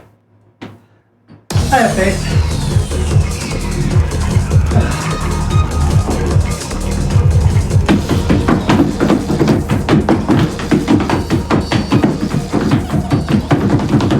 So Paranoid Hades is quite famously very, very hard in DDR. The legend goes that the creator was someone who was making a lot of the happy songs for DDR. Jun was going through a period of depression when they made this song. It sounds nothing like anything else they've made.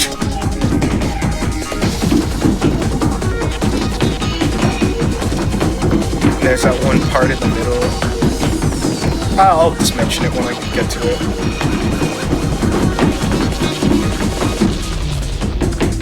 Got this fun syncopation so far. This part is so cool. Like they jump into the middle on the bell chimes. And then this is probably the hardest foot switch run in the tournament. It's like every 2 arrows is a foot switch. Oh, that might have been a fail.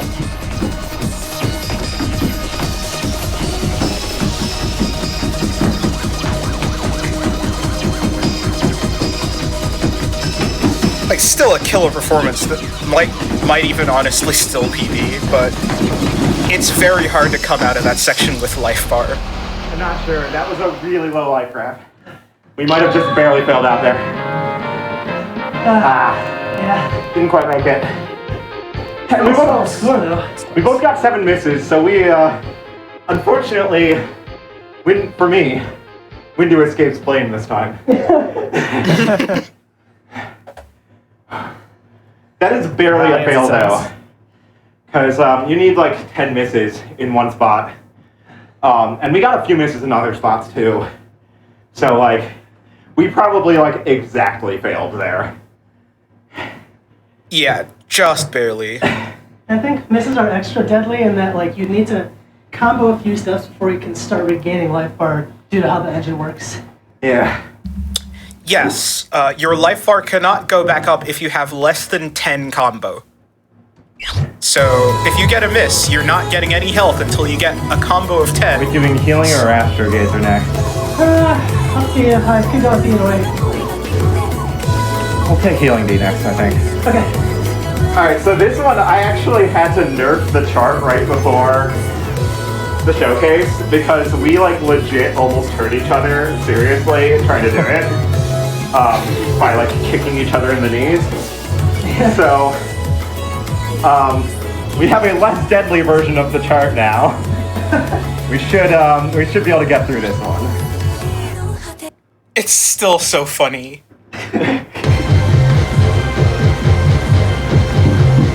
Yeah, please don't hurt yourself. I think before nerf, this was probably my favorite chart in the pack, just because of how funny it was. I think it's still my favorite tier 3, I would say. Just based on the... I haven't really paid attention to how it's been changed, so I'll sort of see that for the first time today. But I'm sure it's still really funny.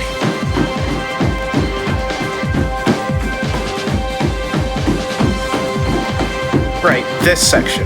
Oh, I love it. Like, watch the motion. Oh, that is still really funny. It's not as dangerous. It used to be worse. Can you believe that?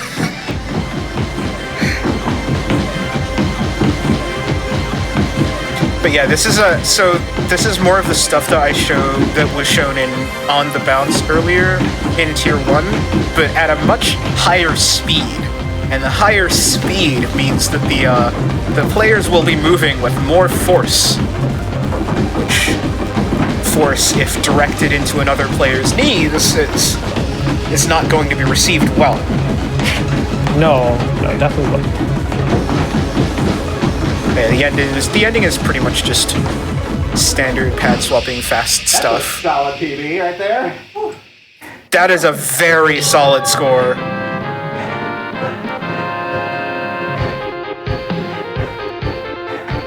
I don't know what to say. Our previous press was like an Wowee. 880, like an 8-0.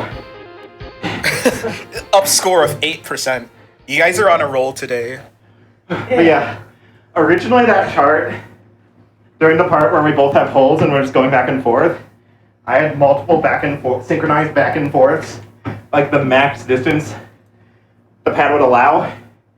But that was legit like an OSHA violation. Hazard charting. Look, so I toned it down so that it's not every beat that you're going back and forth, because it caused problems in practice. Yeah, this is the chart that you're going to be getting team kills on.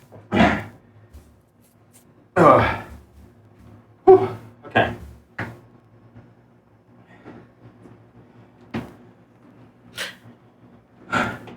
Shiner's CCC, that's actually standard for couples. The couples note skin has player 1 on metal and player 2 on cell, which aids in visibility beyond just the colors. Yeah, that was a decision important. I made when I put the couple's note skin together to give them some sort of like visual distinction other than color, so that there is something like a distinction on the arrow design, on the arrow shape.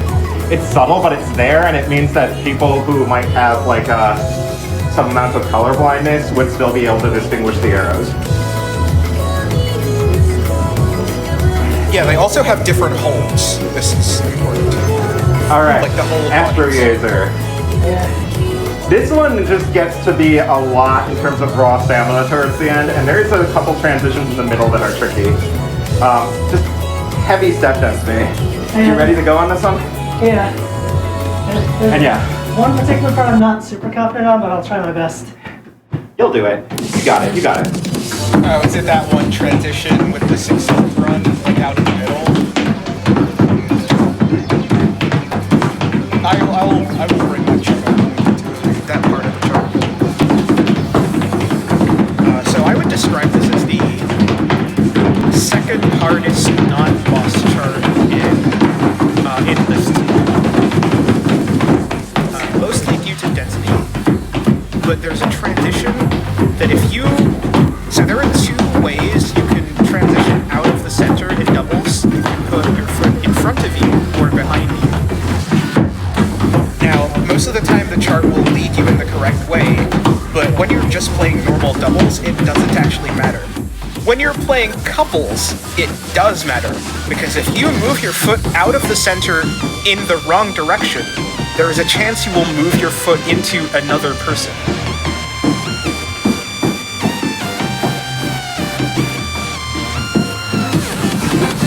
I think it's out of this transition. It's a transition out of this.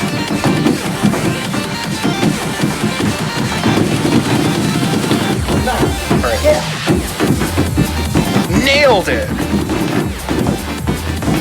Yeah! Okay, that just showed up on my end. Good job.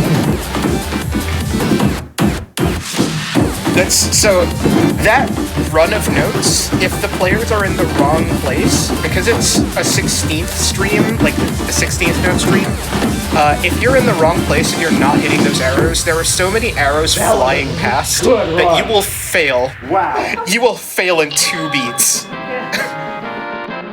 almost went the wrong way that one part. I didn't get any misses. What? Yo! How? Spooty, no Point for misses! Spooty, yeah. Yo! Spooty with the no misses. That's what you call missless, not whatever it is that Wonka thinks missless is. No, it's called that because you miss less. I think that's actually what the Wonka designers thought it meant, because I think it triggers when you get 5 or fewer misses. I guess you did miss less, technically. True. 88 is a massive PB on that, by the way. I was like... What was the previous high score? I don't know, because it got overwritten.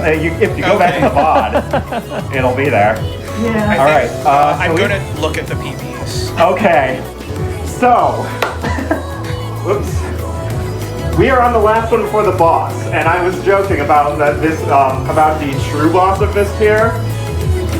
This chart is way harder than everything else in this folder to execute. Anyone who is familiar with this song, which by the way, it's just read B. That's how you read that character, it's just B. Probably has an idea of what's coming if you're familiar with the song. We're gonna try our best, but chances are we're gonna crash and burn on this one. Just a heads up. I think this is harder than most of the tier 4s. I think that one section is harder to get through than any It basically part in a comes tier down to there is a make or break section in this chart. Here we go. Can I get some B's in the chat?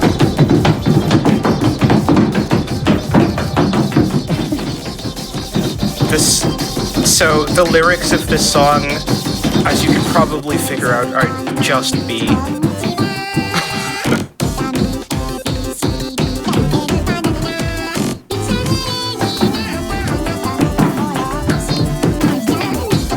I like this one a lot, though. This one, aside from the one section, this one has a lot of really fun put-together stuff.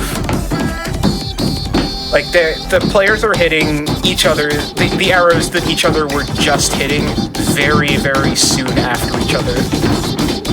There's a lot of coordinated footwork going on for this one. It's very cool to watch if you, like, look at the foot cam.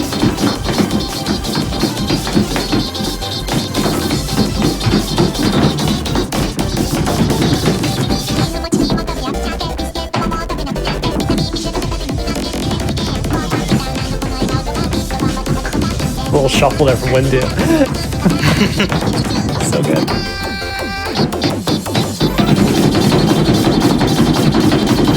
This is definitely okay. Here we go. This is like it's not. They haven't passed it. They haven't. No! What do you mean? What do you mean? What are you talking about? This is. Oh! They got through it. They've never done that before. This has not been passed before. They've tried this a lot, and those are some very fast foot-togethers. What the heck? They never passed this in practice. That's it. I think that's it. I think that's it. Oh my god, the ending! Oh my god, the ending, no! Oh, holy crap! Yo! B world first clear. We have not cleared that. We have never cleared that. An up score by 9% of the PB as well. No way! I have no idea how we actually hit that. Yeah. So, as you might have been able to tell based on what was going on in the B, during the B, you know, the B. If you are not exactly in sync with your partner, and if you're not instantly lifting your foot after you tap, the panel will stay held down, and you'll just get the misses. So you have to be getting the timing right, and like instantaneously lifting for the whole like, how long is that? Like 8 measures or something? 8 measures. 8 measures. So 32 beats. It is.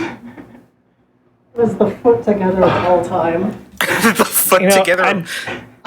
I don't normally use this word in a positive way, but I want to say, Spoody, Wendu, that was disgusting. I mean, I feel pretty That was disgusting. disgustingly impressive. Like I'm, my shirt probably has an extra 2 pounds worth of sweat in it right now. Oh So, yeah, same. so you're not wrong.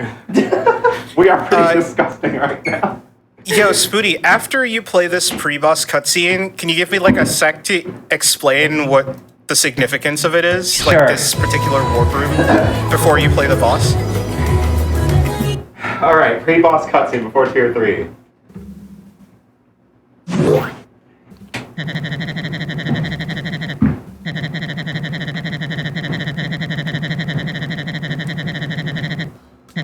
So this is our ghost friend, DJ Spectre. There's a little bit to explain here, I think. So, what Spoody said, what Pootsie said when they first warped into this tier, is that they warped 2.3-ish years ago, which is where Pootsie was trying to get to begin with.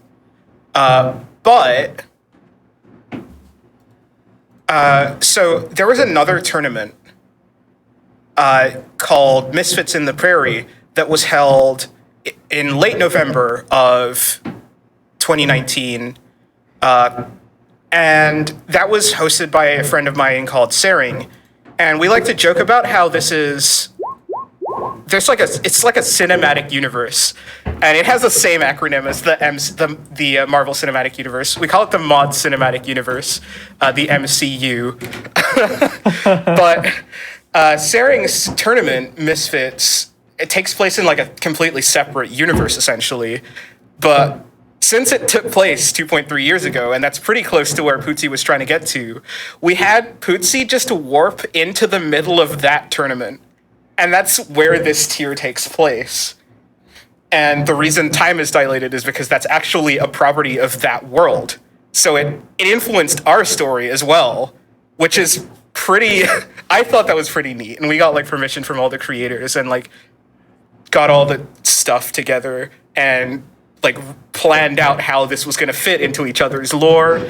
And what we ended up doing for the boss stage is they straight up warp into the quarterfinal round of that tournament, just poured into couples directly.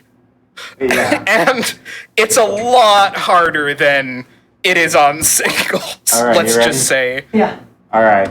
Good luck. This one took some practice. Hopefully we'll get the clear on this time. But if you thought the mod files before were aggressive, ooh boy. Yeah. This was like a sort of half collab between me and Saring because I basically just ported all of his code, all of their code.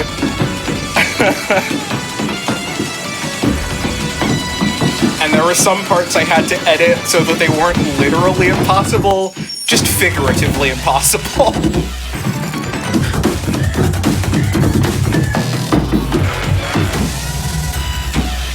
My goodness.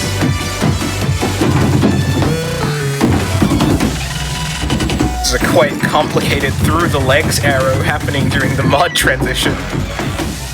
So like, player one's, the blue player's stepping really widely so that the other player can hit the arrow in between their legs during that transition when the front player gets really big.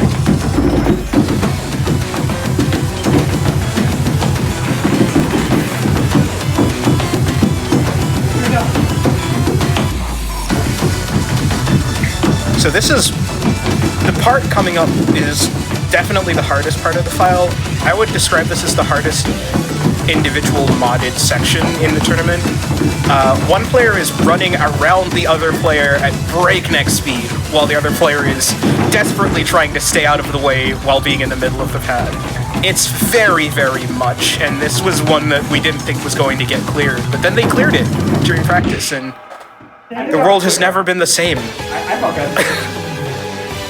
That was definitely a clear. Definitely. Single digit misses for both of us. That's Yeah, clean. nice. There was a drill. When was the that first I, time you cleared this? I didn't do, Like a couple correct weeks ago. drill drill on for like a Nice. second. Well done. Oh. That was the end of tier 3. Yep. We And have it's one more something, tier to go. Something I don't know. I don't know if Tara mentioned it. It's hard. Like I just can barely make out commentary when like the adrenaline's pumping and the music's blasting. But so the theme of the song selection for this folder was that if it has an 18 in the original DDR, which 18 is the second highest possible rating, it's on a 19-point scale. It got a chart in this tier. So there's a like I said, 19-point scale. You might be able to guess what the theme of tier 4 is.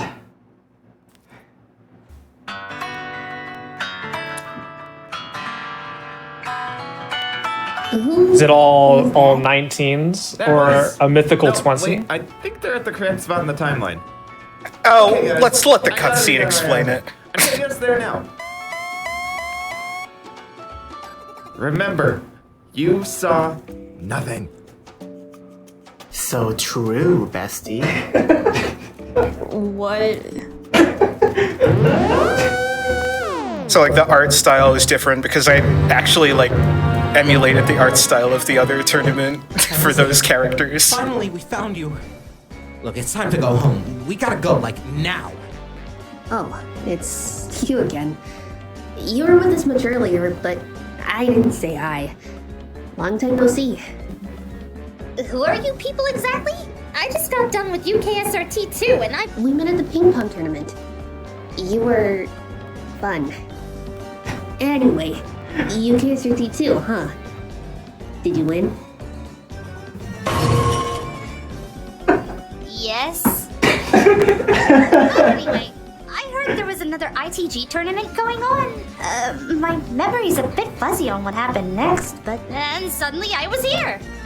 This time, for sure, I will defeat those blasted ITG players once and for all. No. We should still have had 5 minutes. Ayase, please! It's no use, funny pink-haired man. Her memories will soon be lost to time. Maybe you know something specific that could jog her memory? Okay. So what if we kick her ass? You see, that's where the wall of 19s comes in. There is absolutely no way you'll be able to survive my gauntlet of 19s. Okay. So if we take down all your 19s, then kick your ass, then will you come with us? Sure, whatever. But out of my way! I've got an ITG tournament to ruin. And a you of I to steal the prize money from. The timeline's already pretty unstable. For the time period Ayase is claiming this to be, only one of these 19 should actually exist. I hope you're ready, guys. This will be our hardest takedown yet. So we're actually not going to play all of the songs in this folder because both for like we are actually kind of not too far off from our time estimate, but also we have not gotten all like enough practice on all of these. Yeah, like these are really, really hard, and we'd have to invest a lot more time than we had available. Like we live like an hour drive apart, so practice meetups are kind of just when they could happen, you know, especially like around work. So we're gonna do the ones that we have a shot at clearing. We'll probably work on passing the rest on future streams, but Yeah. we're gonna deliver what we can right now. We'll do it the same we did in the last folder. We'll start with what is probably the easiest one for us and work our way up. So we're gonna start with Possession. But you hear that? If you want to see the songs that don't get played here, make sure to head on over to twitch.tv/Windu or twitch.tv/SpoodyBiscuits, who, you know, maybe sometime in the near future we'll get these all cleared. All right. I'm sure they can go for a whole Yeah, clear it's at some definitely a point. long-term goal for us to clear out Long-term goal. the whole. I mean, you guys. We could probably you get in guys like got another B, session so- or two, but it's just unfortunately we just ran out of time to really keep practicing. But hopefully all that said, we will get clears on the rest of them. You ready to go? Yeah. All right. Possession. Let's go.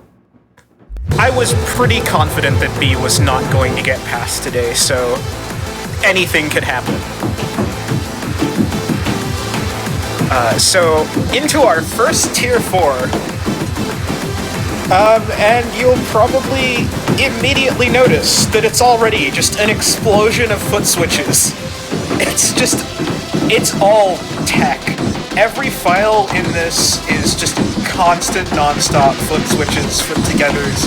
There's even a couple brackets. Now, a bracket is a technique where you use one foot to hit 2 different arrows by standing on the corner bracket of a panel. And it's like a lot of charts. It was something that a long time ago was considered cheating, but then people started writing charts where it was like an intended technique for how to hit the arrows, and I think that's really fun. It's sort of like shell jumping in Mario. It's something people didn't realize it was something you could do, but then the people that were making the hard content were like, now you have to do this at the level to beat it.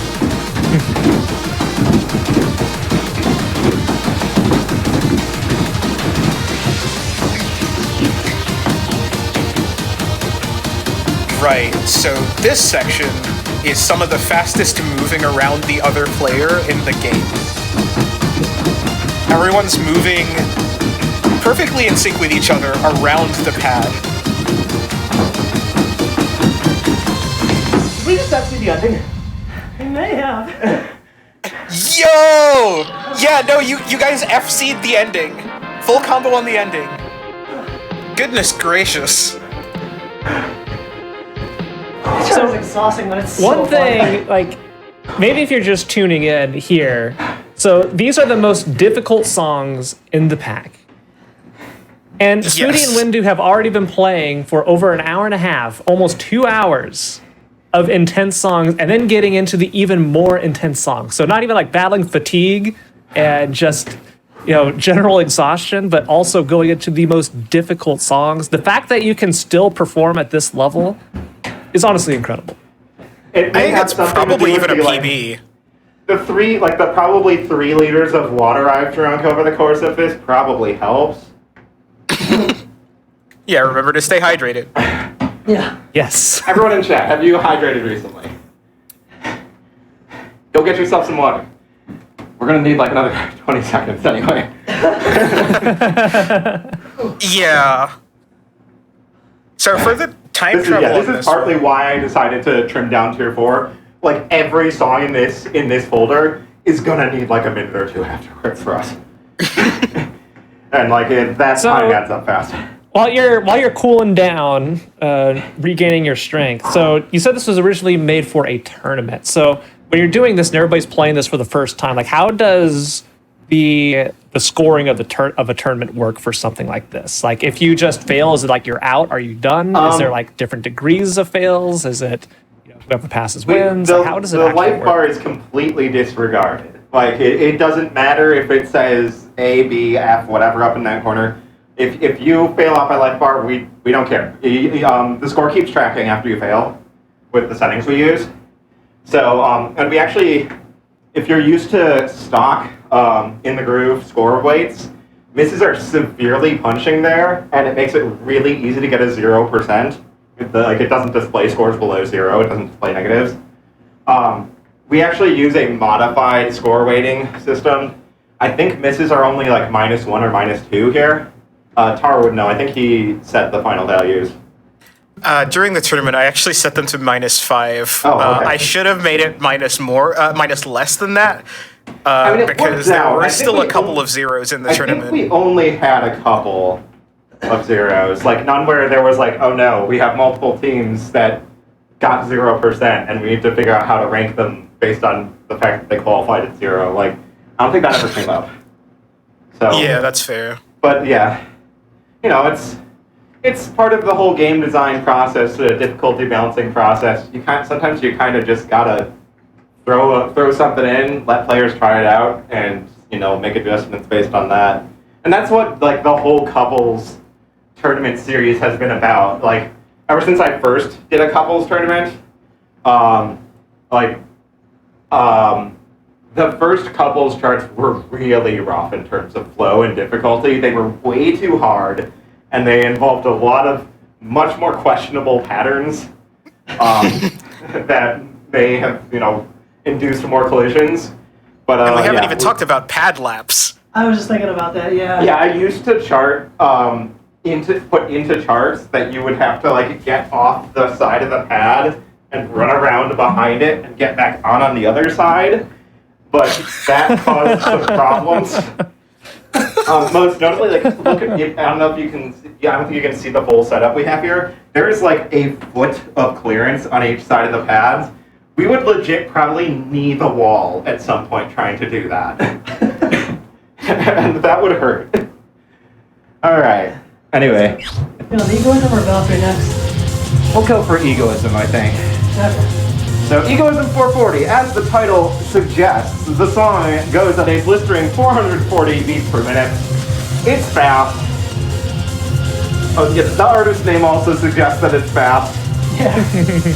It's fast. That's all you have to know. But it's also quite technical. On a Twitch channel all about going fast, so you know. All right. Pretty appropriate. 82.82 is our PV on this, for reference, if we pull out another PV on this. Egoism 440 challenge. Okay, so this song is actually pretty famous as one of the hardest songs in DDR right now, like in the actual base game. It's one of the few level 19s, and it's just about going as fast as you can, really. But in the couples chart that Smoothie's created, there's actually some. So these are mine-marked double steps. Now, a double step is using the same foot to hit two different arrows, like consecutively. The mine is there, and it's just after an arrow that you hit. So you need to take your foot off of that arrow and use that same foot to hit the next arrow. And if you don't do that, you're going to hit the mine. And more importantly, you're going to be in the wrong place when your opponent, partner, comes a knocking.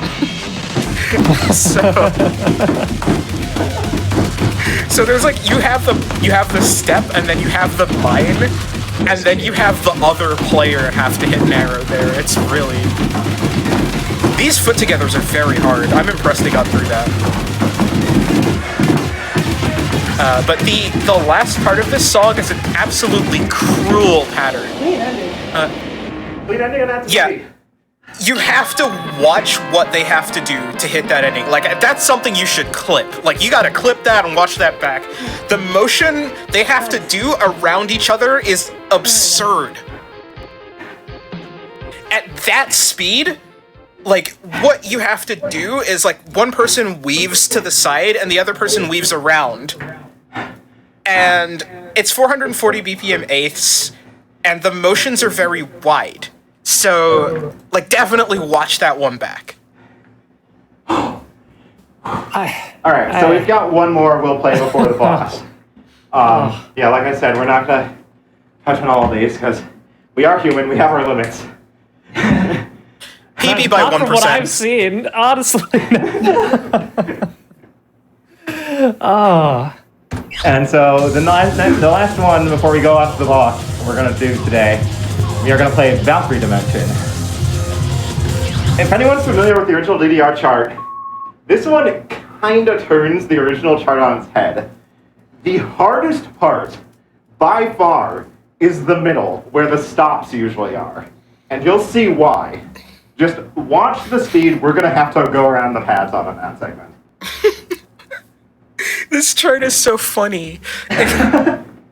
So this was actually the first. This was the first 19 that was added to DDR. So about the time travel aspect of this warp room, Pootsie mentioned that only one of these 19 should actually exist. They time traveled back to UKSRT 2, which was in 2012. At that time, there was only 119 in DDR, so it really shouldn't.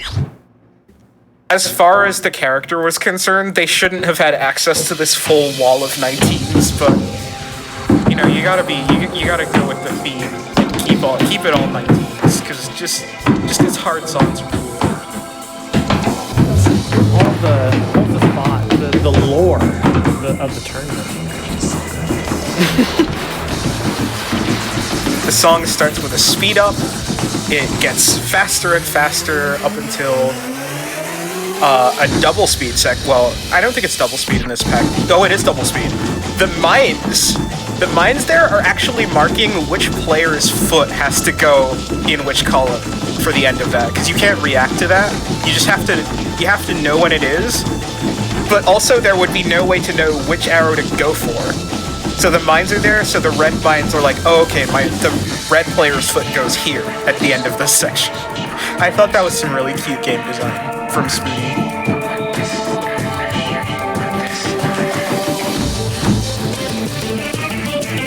But yeah, this is actually the easiest part in the DDR chart, but it's one of the hardest parts in this chart, because you got a foot switch around the other person at light speed, and now the players are taking turns jumping around the pad while the other player frantically tries to hit arrows in between.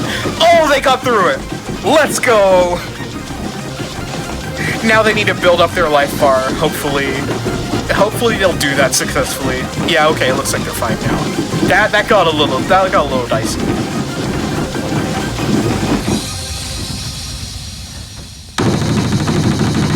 Yo, good stuff, good stuff. Brackets? Nice. Yeah! Hit those brackets. I got dicey in the middle. That got dicey, but it's a clear. Yeah, we'll take a clear. For sure. Every single one of these maps, like the last 30 seconds, I'm holding my breath, like unconsciously. Just, I'm so worried you two are gonna run into each other or knock each other out, but no, you're just like, I haven't been looking at every single connection here, but have you kicked each other at all tonight? Have you been pretty clean? Kicked? No. Stepped on toes? Yes. Yeah, some really incidental stuff that we can recover from instantly.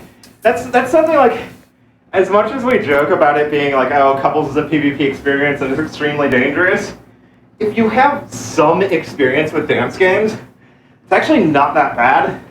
You, like, the pads, the hardware themselves, you do a really good job of making it sound like we are stomping the poop out of them, but we're actually not stepping that hard.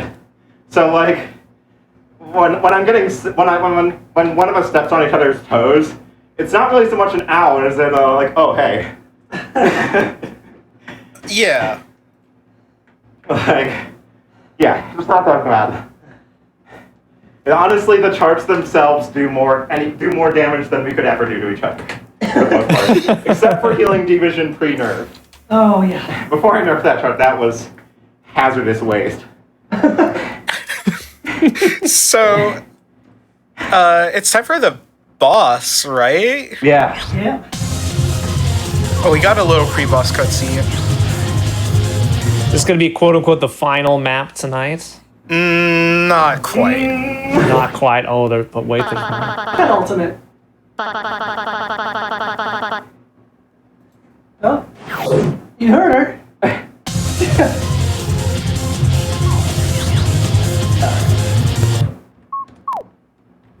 So this cutscene was actually edited before the tournament because she said something not very nice before I had to change the little text. So yeah, this is one more. Yeah, there's anyone who knows all their DDR19s knows that there's a couple missing, and this is the most recent one that was added. Oh, and any Sound Voltex players will feel right at home. There goes the chat.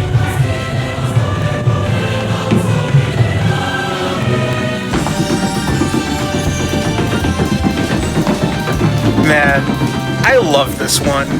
This is so like intended this one to be really hard, but it came out easier than the boss of Tier 3 Neutrino still. So, Ayaze was the character that we saw at the beginning of the tournament, the first cutscene. But she was also the boss of the first tournaments that I ran. So this is kind of a throwback to when she was like a villain. And her gimmick is that she likes referencing other rhythm games. And at any moment in the chart, it could abruptly turn into a different rhythm game when you're playing a boss file with her. And I think that's really funny because people know what to expect when they go into an Ayaze fight. And I kept that tradition going here with this transition that is coming up right now. And now it is Sound Voltex. Specifically Lacrima. The scroll is like this because that's how it is in Sound Voltex, and that made it surprisingly hard to read, and I was like, it's perfect. So we did a little reference to another Sound Voltex boss chart, 666, where the playfield gets split in half. So the two different halves of the screen have independent mods on them, but you still have to read it like a couples chart. I don't know how they can read this, because while I was making this, I couldn't read it, but it's just like, okay, if they're cool with it, that's fine.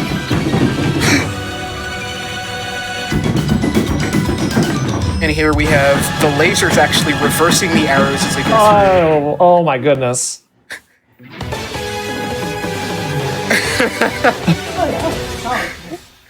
That was solid. Sure. Nailed it. Wait, are you saying that was a PB? I think it was. That was probably a PB. I'd say that's a PB. All right. So we are nearing the end of our journey. Yeah, basically in the original tournament, that would have been determined, last song would have determined the winner. But in our tournaments, the show doesn't end when there's a winner. The show doesn't end until everyone's a loser in some way. You're back. It's finally you. Yeah, we've rescued all our friends. It's time to go home, right? Right? All aboard! It's time to go home. Finally, jeez Louise, let's get out of here. Same.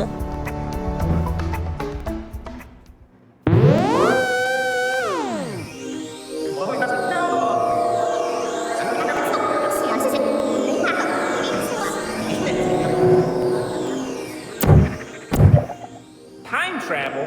How did I not think of that? Future me, write that on my to-do list. Alright, it was paired with another event, so I threw in the villain from the previous event into this cutscene. He shows up again. Don't worry about him. What's never I'm so happened invested. before? Are we not going home? I have a bad feeling about this. And there's the line. The cutscene even has the line. I specifically threw that in for you guys. Hello. Like, I threw that into the script. The anomalies and are just returning home. Not so fast. You all have... I'm supposed to be the only one with permission to create episodes based on popular anime and video game franchises. You better seize this Crash Bandicoot nonsense right now! I don't know what that is, but I'm sure it'll stop as soon as we get home. It is not about whether the anomalies are fixed. It is about making sure you never do this again. Prepare I actually voiced both of them, the two dogs. I've seen horrors you can only imagine. Whatever you're about to throw at us, I'm sure it won't compare to the forbidden fruit.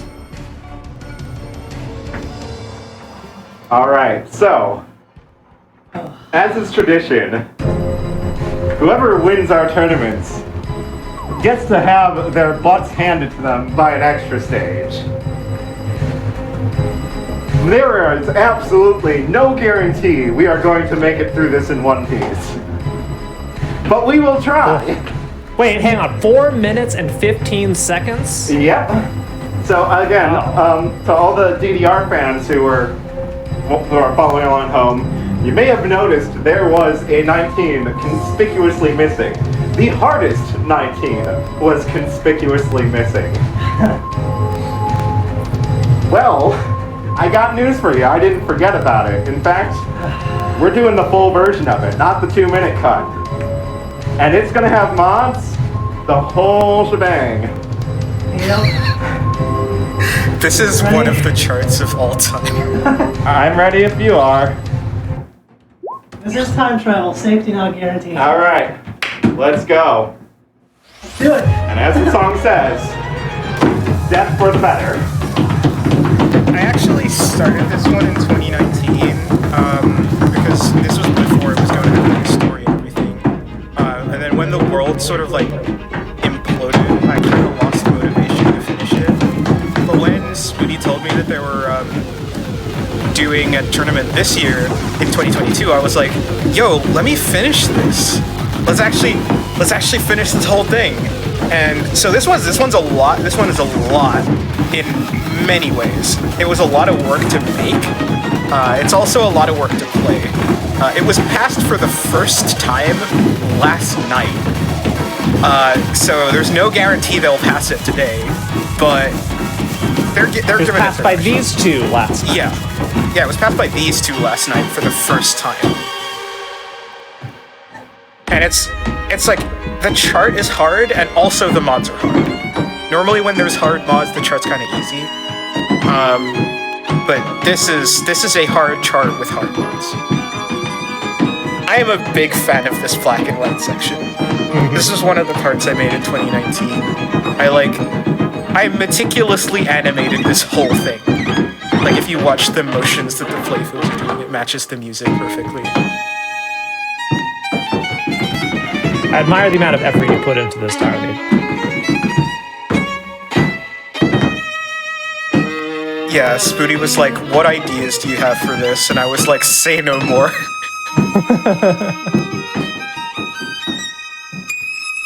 Death for the better! That through the leg arrow. It's so good. Shoutouts to Mars, Orimao, who drew the art of those characters for me for this scene. For the background here.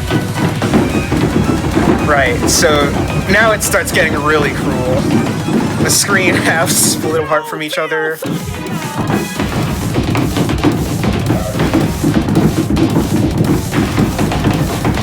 Right. So in this section that I called Wide 19, the players have to, like, when they're hitting those up and down arrows, they have to step really widely so the other player has space to get through their legs to hit the arrow on the other side. And now we get into what I've decided to call the boss refights, where every previous boss has their own little section of the chart. So here we have Makoto and Aster, and now we have Koishi from White Rose with a driven drop from Jimmy Jamaica. So they're all like combination mods. There's Jimmy Jamaica and Koishi.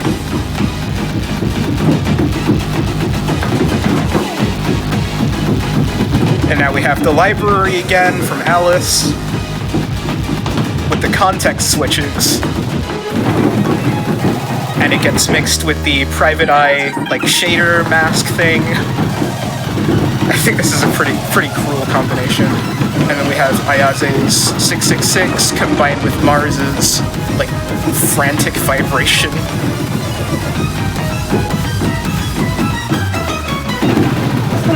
And then we have a little bit of a last hurrah. All right.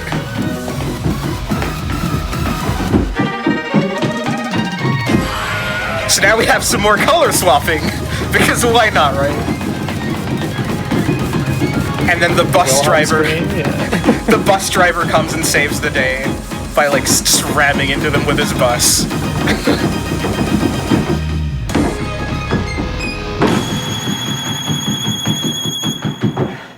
That was close. That end was rough. That was close. Did we make it? Did we make it? Oh, right at the end. We failed right at the end. Right at the end. Oh. GG, still though, that was so incredible. Those ending jumps are definitely a run killer.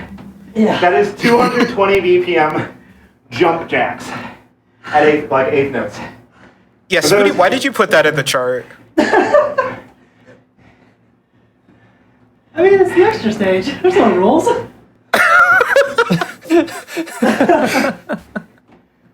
For those keeping score at home, 220 BPM, eighth notes means, let's do some quick math. It's 444 notes. Around 7 steps a second. I think between like around 7 notes per second. Yeah, and that's both feet. They're jumps. You're having to lift and repress with both feet, like about 7.5 times a second, I think. I don't think my legs can move that fast. I don't know how yours do. All right, and with that, let's play out the ending cutscene. Yeah. Nice job, by the way. Yeah, I mean, GG. I think that was a better score than our... Yeah, I think it was. That was a better score, but we failed. You didn't fail in my eyes. That was most fun. Thank you for having us. We'll be on our way now. Sorry for messing with the timeline. It will happen again.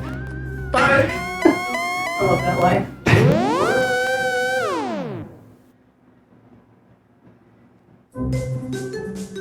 Thanks for helping me break the very fabric of existence. And I guess also with fixing it too. You know, with some of our friends being too busy with grand heroics and saving the universe and all the mundane stuff like that, I kind of had some doubts for a while if this was really the right time to be going on this sort of adventure. But I think it's important to remember that it's never a bad time to do something that'll put a smile on your friends' faces and bring them just a little close together. Or maybe a lot closer together, as the case may be. You guys gotta stop crashing into each other so much. And for those of our friends who couldn't make it out here today, don't worry.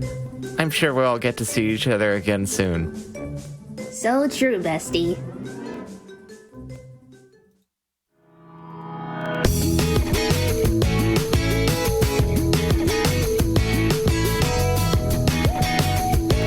Yeah.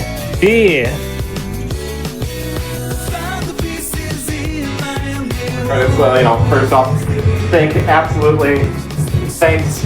huge thanks to everyone who is listening here. Because this whole hack, the whole tournament back in March wouldn't have been possible without all of you. Thanks to Windu for agreeing to do this short notice. Fans actually originally approached me just asking if I would like to do a general rhythm game showcase. And then after we did this tournament, I was like, actually, I have a better idea. How about I get my friend Windu, and we give you some couples. I did not go say, hey, do this incredibly difficult thing. No, this is purely Spooty volunteering Windu here. I'm going to do this for you. Well, I'm glad you did. Thank you guys for thank y'all for having us. I really appreciate being able to show this off. Because obviously it's a very different thing from what I was able to show off at GDQ back in January. Couples is such an underappreciated platform and such. I'm really super glad to give it some much needed love. And I'm also going to, before I pass it off to Windu, I'm gonna steal Taro's line. Trans rights. Oh, what? You can't do that. That's illegal. I'm supposed to say trans rights. I want to share. Okay. All right, Windu, you got anything you'd like to say? Really just thanks a bunch to Spooty for making all this content, because it is a lot of work to make all of those and make everything flow. And I'm really glad that we were able to show everything off, because due to time constraints, the tournament wasn't able to show everything. And we've got one more tournament tradition here. Oh yeah? Just one more thing. I think we forgot to. We're done. And crash. Yeah, it's a tradition to just crash the machine at the end of crash the arcade machine. Oh my god, the crash screen actually showed up on stream. That's amazing. Yeah, I made sure it would appear. Good. Wait, is this like an actual crash? Yes, the game just crashed. We just hard crashed the game. Working with this engine sometimes has its frustrations, so we kind of just do this out of spite at the end of tournaments as like a tradition now. The machine deserves it at that point. The machine deserves Piece a of rest, junk. right? It deserves a rest. But yeah, so for my closing words, I want to say, like, if you want to get into the lore itself, most of it is on either Cosmic Layer or Searing or mine or Daiki's YouTube channel. The best place to go to find out about the lore is the Not ITG Discord server. We specifically have a channel for like lore discussion where you can like ask. And can I post a Discord link in the chat? Yeah. We'll pass it to the right people. One sec. I will. Yeah, put it in the channel here. We'll get it in. Okay.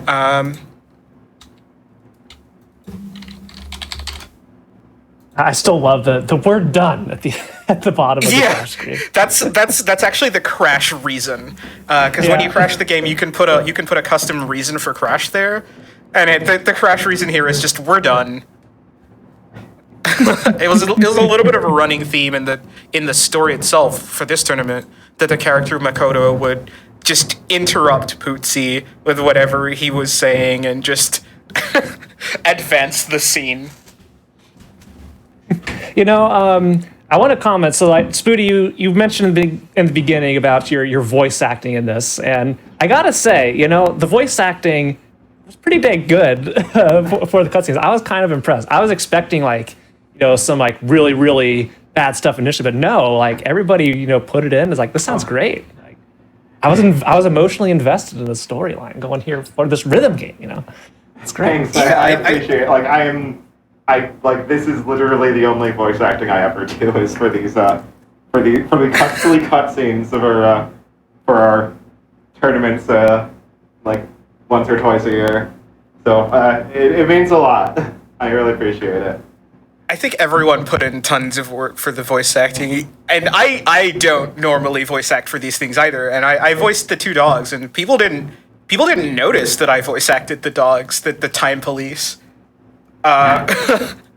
Which I thought was really neat. It was a good job, yeah. Yeah, I thought that was really neat because it didn't like sound like, oh, it's just Taro speaking normally, but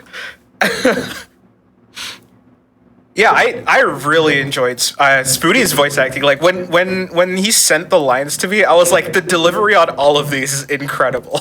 Yeah. Well, we should probably get going and let you Spoody. guys move on because there's some NecroDancer, which many of you know I am very invested in that game as well.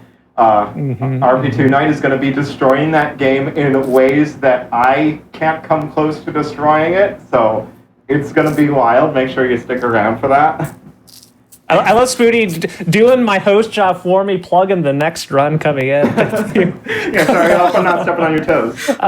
But seriously, you know, Windu, Spoody, and Taro, the commentary all night has been fantastic. It was so insightful, like all like the dev insights and just, you know, all the history behind these maps and how you go about making them, and just it was super super awesome to hear all that. And I hate to see y'all go because I just wish we could view more of this. And you can by checking out the Twitch channels of Spoody and Windu. I went ahead and posted them again there in the GDQ chat because be sure to give these runners a follow because I've been lurking the last several weeks, several months looking in, and just so many like awesome rhythm games they play. It's not just this. Like I know Spoody, you're into a whole bunch of other rhythm games as well.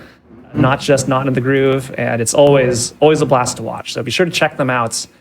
And that is going to be it for Not in the Groove. Again, Spooty, Wendy, Taro, thank you so much for putting on that wonderful showcase tonight. Oh, also trans rights. Thank you. Thanks for having us. Thanks again for having us. Yeah, thanks for having us. Have a great night, everyone. Yes. I had a lot of fun. Now, Good stuff. as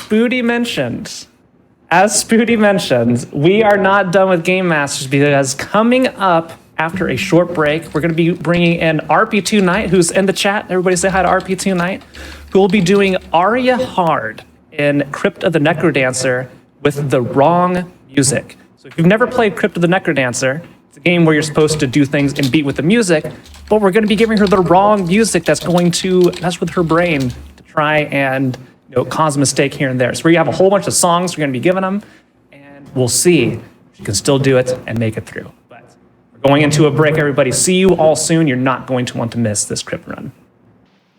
And welcome back once more from the break, everybody. As a reminder, your subs, gift subs, Prime Gaming subs, and bits all help support weekly Hotfix content. So please consider supporting our daily content if you enjoy these Hotfix shows. Well, we're going from one rhythm game into another, though a different style of rhythm game. That is called Crypt of the NecroDancer. And here to run the game with the incorrect music is RP2 Knight, and she will tell us all what exactly that means. RP2 Knight, good to have you. Hi, thanks for having me. So I'm RP2 Knight, and before I get into this, I just want to thank my co-commentator, Grimmy. Hey. Yeah, so I am playing Crypt of the NecroDancer, which is a rhythm-based roguelike, so you have to move with the beat. And for normal characters, this means that if you drop the beat, you lose your multiplier and you get less gold, and you lose an input. But Aria is one of the challenge characters, so you can see on the screen that she's restricted to using the base dagger only. She dies in really 2 hits, and she takes a hit from a missed beat. So that's the first thing. And finally, I'm going to be doing hard mode. So you can see here it says more enemies, harder bosses, and that there are a lot more enemies. It's, I think, 1 extra enemy per room. Most rooms have a sarcophagus that can only be killed with bombs that spawns enemies continuously. And there's an extra mini boss, in addition to 2 mini bosses in each of the normal fights. So that's hard mode. There's also some dyssynergy because Aria starts at zone 5, where they've ramped hard mode up to the hardest. And so you have to deal with lots of sarcophagi and enemies at the very beginning with no build. So when you're ready, count me down and I'll start. Oh, you didn't mention wrong music. Because oh yeah, the wrong music. Yeah, so I've muted the in-game audio. Yeah, I've muted the in-game audio, and Fant has chosen some music for me, and so I'm just going to be listening to that music instead of anything that comes in from the game. Due to some chicanery, you will be hearing game sounds, but I will not be hearing them. The game music is muted. So yeah, so you will be relying on visual cues only to keep the beat. Yep. And I've even turned off the metronome on the bottom. So, yeah. Wow. I didn't know you were not going to even use the metronome on the bottom. That's incredible. Well, good luck, RP2 Knight. I believe in you. Count me down when you're ready. All right. I guess I'll do it. On go. 3, 2, 1, go. Good luck. Have fun. Okay, so you start in zone 5, and one of the main gimmicks of zone 5 is this wire, where your damage arcs through, and so you get to take advantage of that, but it can also do bad things. So it can damage enemies you don't want to damage, and yeah, there's one of the big things you're trying to do here is not open up any rooms that aren't the final boss, aren't the boss room. So one way you can see that is there's a sort of size, the size of the boss room is known. So it's the 8x8 room as opposed to 5x4, is that correct for me? Yeah, it's the mini boss room is always 8x8, the other rooms are 5x4. Yeah, so you can sort of start mentally placing where rooms are without even opening any.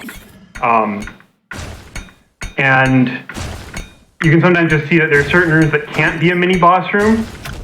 Also, the mini boss room must be at least a certain distance from the entrance. Yep. Is that correct? Okay. Another thing is that the mini boss room can have branching wires, whereas none of the other rooms can. There's a lot of little reads about how to find the, that was a mistake. How to find the Zone 5 mini boss room. So yeah. And like, if you open a room that isn't the mini boss room, you get dealt a whole bunch of enemy. You get open up aggro a new sarcophagus that you're gonna have to deal with for the rest of the level. So I'm really trying to only open the mini boss room. I'm also being conservative with my bombs because there are much worse sarcophagi in Zone 4. So. So one nice thing that I know here is that there is guaranteed to be a bomb somewhere in this level because this is a locked shop. And then I just jailbroke the shop open with Black Skull. So, and you can see here, for example, that the room that I just was standing in front of, this must be the mini boss room because it's the only room that could be it. Lost the potion already? Yep. Oh, And lost like, the glass jaw too, so you're down to 1 damage. Yeah. Glass jaw is a damage up, but you lose it when you take a hit. Yep. Normally Glassjaw, for normal characters, Glassjaw kills you when you take a hit. But there's the potion, which, which Arya saves her, and every hit is the same. That's one of the nice features. Like, I don't think about how much damage I take, or anything like that. So you know, you hear normal players complain about, Grey Goblins do how much damage, and, like, I don't know. I think it's something like 3 whole hearts. Yeah, it's just like every hit is the same, so the weakest enemy does as much damage as the strongest enemy.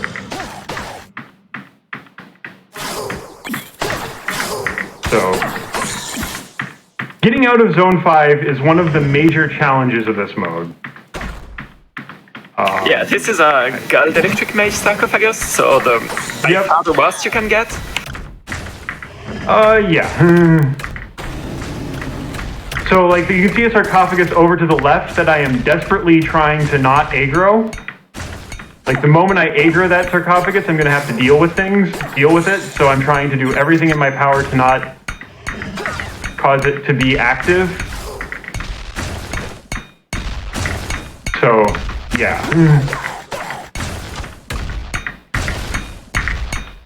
There's also a lot of keeping enemies in control, and yeah. Okay, so this should at least get to the boss.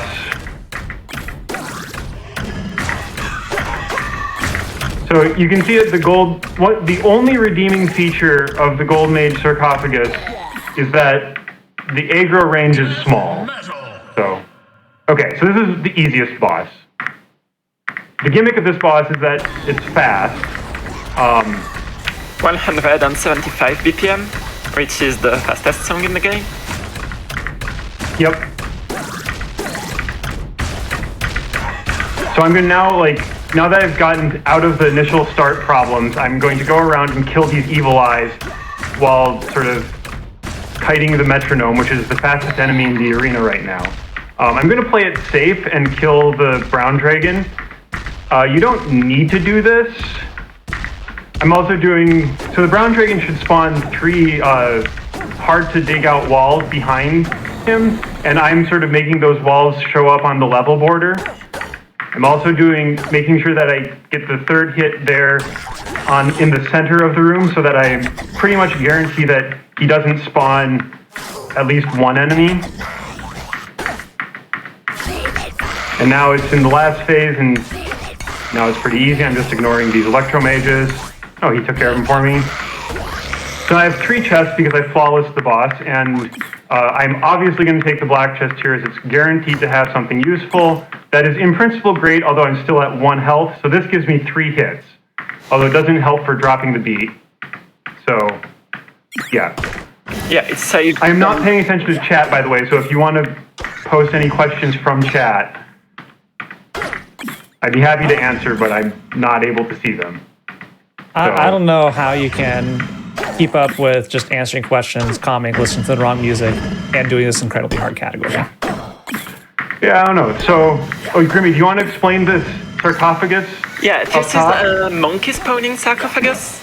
Arya doesn't normally get monkeys in Zone 4. Other characters get monkeys in Zone 4, but Arya doesn't. And the way this is implemented is whenever there's a monkey, it gets deleted on frame. And Arya can still get monkey spawning sarcophagus, but they will do nothing. They will just stand there and spawn monkeys that get instantly deleted. Yep. So that's one of the few random things that can go right for Arya. Also, do you want to explain what I did? Okay, so that so I trapped that Blade Master in the shop. Yeah, to disable the sarcophagus. Yeah, so the sarcophagus won't spawn another Blade Master.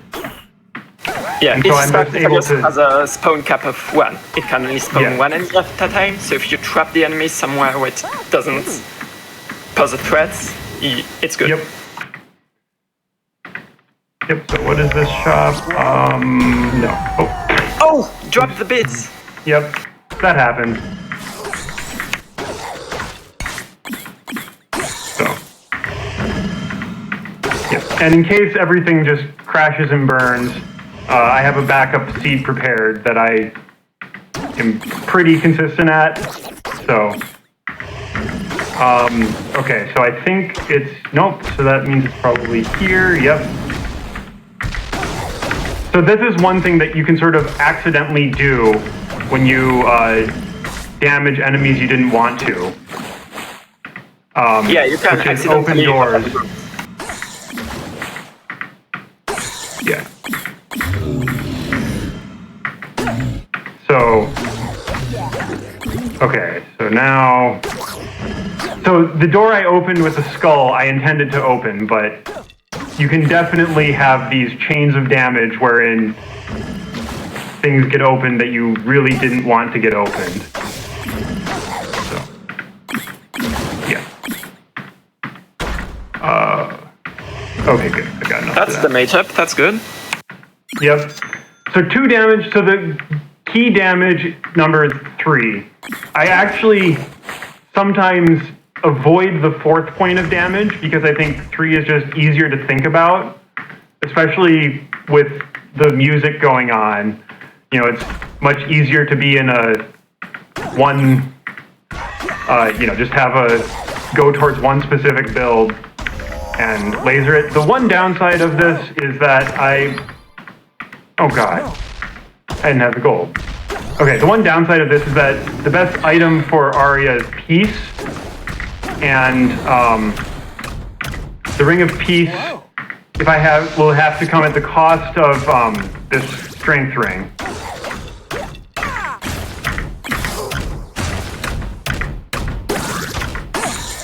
So, yeah, so I'm trying to set up a Leprechaun. I'm not sure if I've got the parity right. I do. So, this is a gold pile of at least 50 gold. So that forces a Leprechaun to spawn on it. Then you have to make sure you hit it at the right time. And you can't just sort of hold, you can't just sort of, drop the beat when the Leprechaun's supposed to spawn. So you have to actually do something to cause a pause with Arya. Yeah, because the Leprechaun spawns after 7 bits, which is an odd number, so normally you wouldn't be in range to hit the Leprechaun. Yep. And one thing you want to do, especially with this mode, is be decisive about whether or not you want the Leprechaun. If you don't think you're going to be able to get it, then you should just take the gold pile before the Leprechaun spawns. So this is extremely fun. I'm very happy that this is happening. I'm extremely not happy that I got those 2 sarcophagi. Although the red dragon is good. So I'm scaring Freddy Merchantry out of the shop. And this makes the glass armor free. Aha! Electric Orb priority memes? Yep. Oof!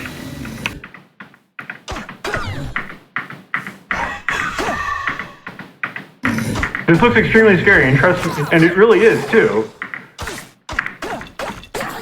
But okay, we're out of that. Yeah. Okay, here's the boss. Good job. So this is the second easiest boss.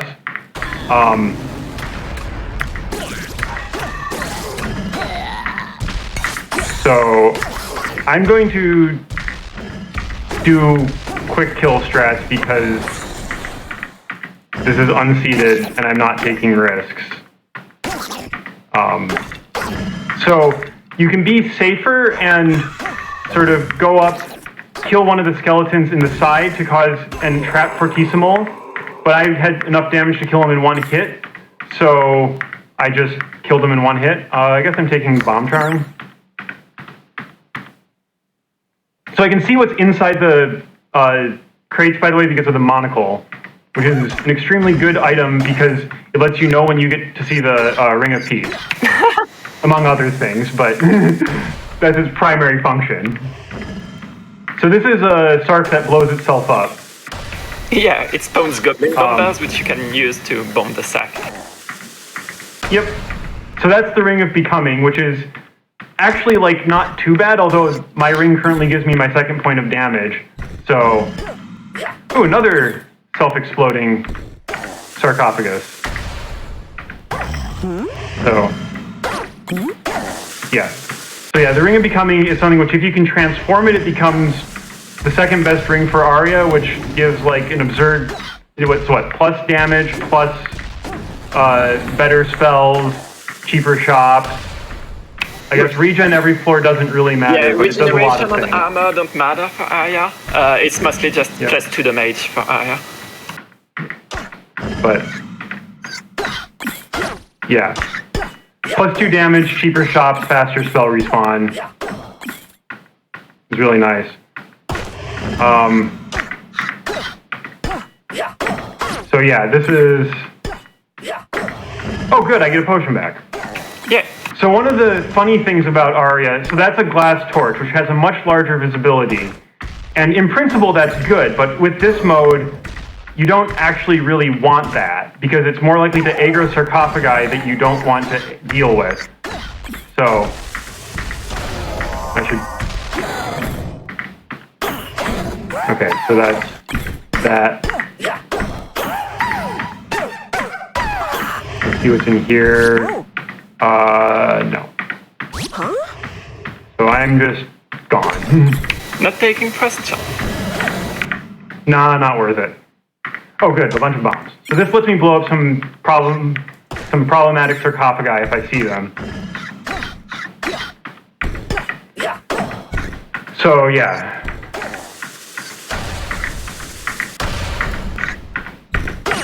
Yeah. So this is 4-3. This is the fastest song other than death metal in the game. Yep, 160. 160. Yep. And I keep on having these sarcophagi that blow themselves up. It's really nice. You got a really good Zonfa. Yeah. Oh, really this one cooperative. has a bomb trap. Oh, but it's nothing. There's a bomb trap and it's dead even. So, I guess that's why there were the bombs. So there's a lock shop up there. So one of the nice things is that in a lock shop, in a level with a lock shop, you are guaranteed to get at least one room with bombs. Yep. So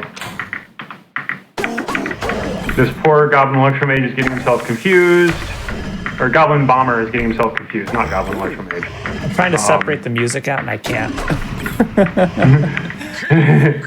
Okay, so now I need to count. Count to 7. 1, 2, 3, 4, 5, 6, 7. 1, 2, 3, 4, 5, 6, 7. 1, 2, 3, 4, 5, 6, 7. 1, 2, 3, 4, 5, 6, 7. 1, 2, 3, 4, 5, 6, 7. 1, 2, 3, 4, 5, 6, 7. 1, 1, 2, 3, 4, 5, 6, 7. 1, 2, 3, 4, 5, 6, 7. 1, 2, 3, 4, 5, 6, 7. 1, 2, 3, 4, 5, 6, 7. 1, 2, 3, 4, 5, 6, 7. Okay, so now the game gets hard. But just to explain what happened, so that boss is King Conga, and it's a conga line, so every 8th beat there's a kick, and I have to not make an input on those beats. So that's why I was just counting to 7. Yeah, it's not the fastest song, but it's the hardest one to keep up with on wrong music. Yep. And now the game is about to get hard. Only now it's going to get hard, not earlier. Yeah. Oh yeah, no, I mean, this is... Zone 3 can get extremely nasty.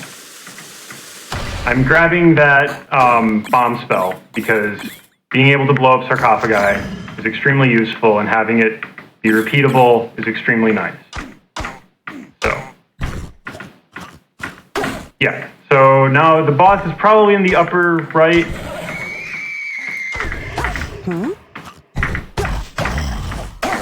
So yeah, I'm now making my way to... Oh, maybe it... Huh. Oh no, it is in the upper right, it just... Okay.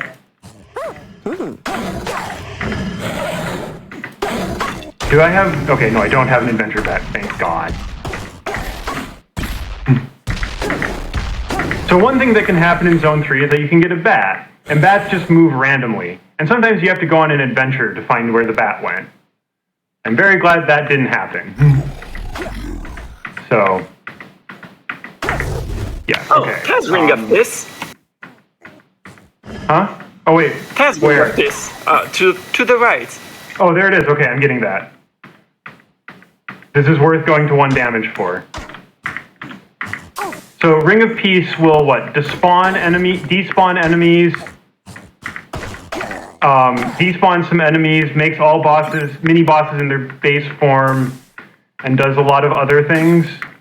Is that it? Despawns 1 enemy per room. I don't think it's per room. I think it's just some number. Okay. Oh right. Yeah, you're down to 1 damage. Yeah.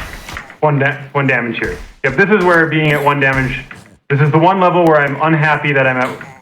It's not worth being at 1 damage, but yeah, especially after this level, it's going to be extremely worth it. Ring of Peace doesn't take effects until the next level. Yep. So I'm grabbing... I think it's probably actually, yeah. So why... Yeah, so... Okay, so... Actually, it's probably... In a nice way, in a way, it's actually probably a little nice. Okay. Because I get to block the sarcophagus spawn, so here we go. No potion, no armor. This is your last life. No potion, no armor. No potion, no armor, 1 damage, you know. Nope. Plug the inputs. Okay, 1 more go and then I switch over to seated, I think. So, yeah, so I just double tapped there. That was probably not a good idea there, but yeah.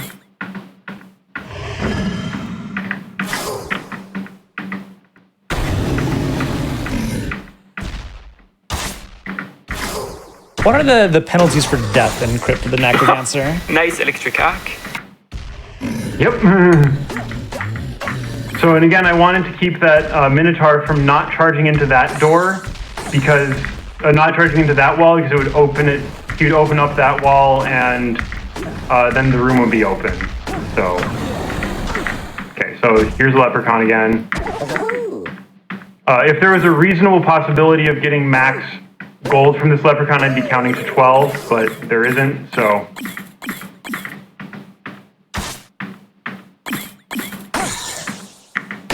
Realize I was muted during that last question.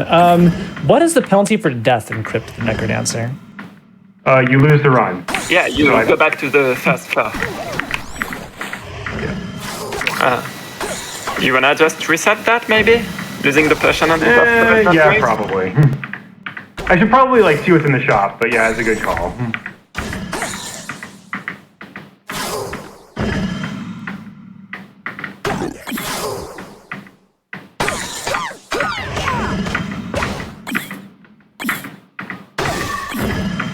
So the mini boss must be up there because that's the only place that the boss room could be. Somehow everything else is too close to the start.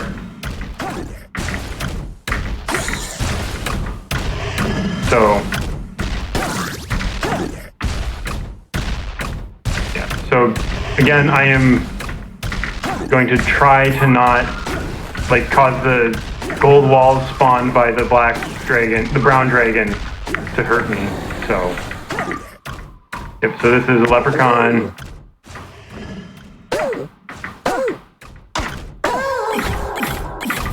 So oh yeah, we didn't talk about what the Lucky Charm actually does. Oh, bat protection. So yeah, it provides protection from bats, sort of.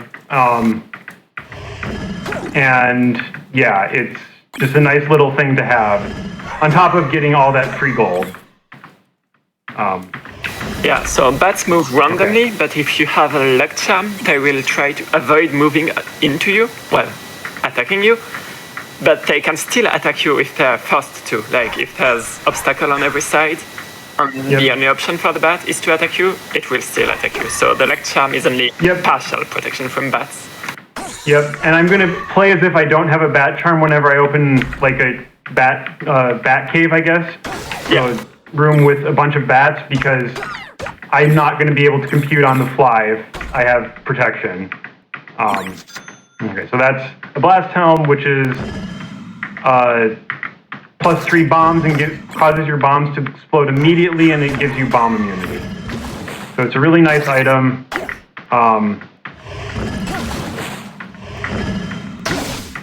Mainly for the plus. Oh, I'm blind. Okay. Okay. So one way I figured out. Okay. Do I want to make this stream unwatchable? Grimmy? Yeah, sure. Go ahead. Okay, let's make the stream unwatchable. So that's the Shrine of Darkness, which does a lot of things. It's really strong, but you can see one of the downsides. Or rather, you can't see one of the downsides.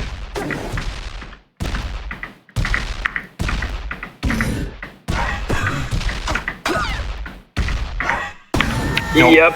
Okay, so I'm going to quit to do a seated mode. Actually, how much time do I have? You got about 22 minutes left on the estimate. Okay, so let's do a seated. Okay. So this is a seated mode. I know exactly what's going to happen. Yeah. Doesn't guarantee a clear, but it's much more likely that I get a clear. And I can't express how difficult this is because you need to completely separate your ears and how your brain thinks about ears with your hands and eyes doing the actual movement to a different BPM than what you were listening to. This is incredibly difficult to do. The fact that you can make it even as far as you have, just going in on Aria, of all things, is already incredibly impressive. So I think the following statement is true. I think a majority of Aria hard clears are done with the wrong music. Because I'm like the only person that plays it. And I've been mainly doing wrong music lately. So, and now Grimmy can see I love that. Part of why I chose this seed. So yeah, I got the headphones initially, which are they're plus 3 damage. You lose them if you drop the beat, but like, whatever. The premise of this is that I'm not going to drop the beat. So.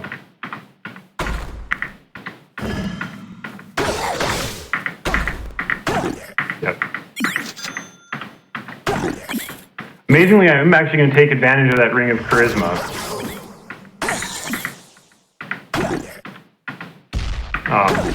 Okay, so...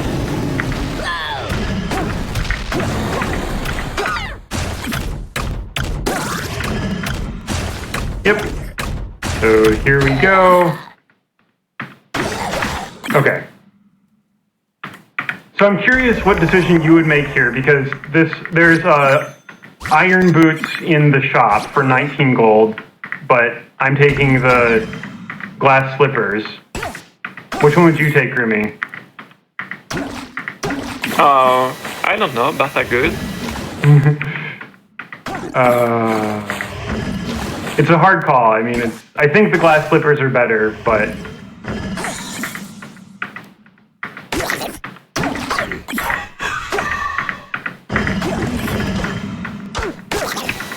glass slippers. So also I'm going to show off something cool here. So watch in the upper left corner. So do you see the Minotaur on the boss thing? See the Minotaur on the boss tile? I see it. Do you see what happened to him? Now it's gone. It got telefragged by the metronome. Yep. So the metronome teleported on top of the Minotaur, and that instantly killed the Minotaur. So I think it does 999 damage. Yep. Which kills most things. Most things. So I'm going to ignore the brown dragon here because I have 3 damage. And like Death Metal now dies in 3 hits, so I'm also going to ignore those chests because there's nothing useful in them.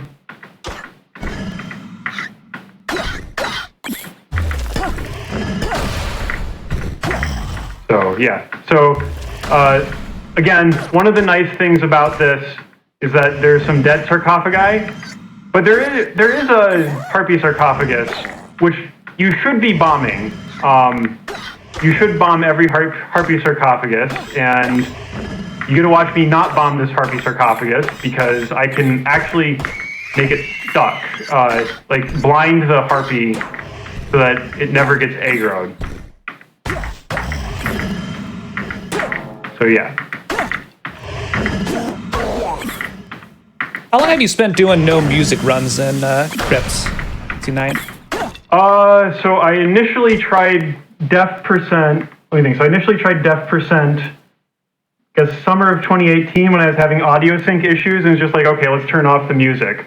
After that, I came back to like trying to do wrong music in like mid 2019, and I've been doing it on and off.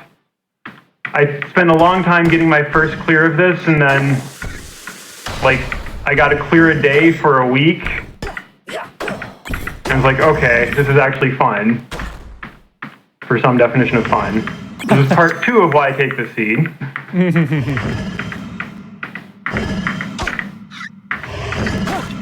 I think as long as you, the runner, is having fun, that's what counts, right? Yeah. No, in some ways it requires a lot of my like thinking, requires me to process a lot of things that are going on. And it's nice to just sort of focus on one thing.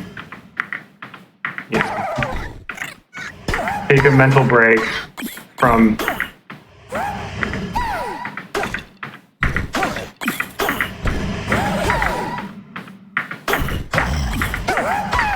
take a mental break from like having to think about, I guess I do math for a living, so taking a break from that is nice. Still need to count to 7? Yes. Yeah, you're doing math, so it's a different kind of math. Yeah. So again, as I said, you should be killing all the harpy sarcophagi, but this one I can keep trapped in not be able, and this harpy cannot actually make it to see me, to attack me, so.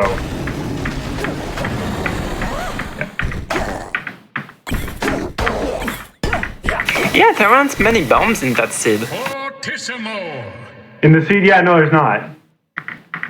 So I'm going to do a slightly slower kill of Fortissimo here because I did the fast kill already. I'm going to show off what you sort of should do if you don't have enough damage to kill Fortissimo.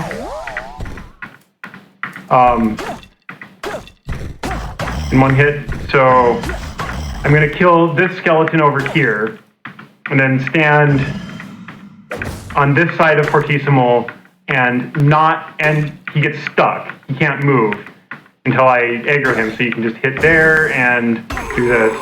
You can repeat until he's dead in low percent categories or similar stuff. So. In low percent, you need to kill the skeleton in the opposite corner too. Otherwise, enemy that spawns over there catches up to you before you kill Fortissimo. Not the zone 4 Fortissimo. You can do it in zones 3 and 2, but not zone 4. So, yes, I've done a lot of Fortissimo, a lot of low percent stuff too. And oh, there's the bombs. Oh, Ring of Peace. Yeah. So this is part 3 of why I take this seat. And you're going to see, like, everything significantly clearer in the next level. So, yeah. Any questions from chat or anything you want me to address? Fant? I think everybody is just so blown away. Okay. Like, I for one, like, I'm just, like, so engrossed watching this. I can't turn away. Okay, yeah. Okay, so now it's counting time. Grimmy, feel free to talk about this if you want to. I'm not going to do the quick kill, despite the fact that I can. 1, 2, 3, 4, 5, 6, 7. 1, 2, 3, 4, 5, 6, 7. 1, 2, 3, 4, 5, 6, 7. 1, 2, 3, 4, 5, 6, 7. 3, 4, 5, 6, 7. 1, 2, 3, 4, 5, 6, 7. 2, 3, 4, 5, 6, 7. 1, 2, 3, 4, 5, 6, 7.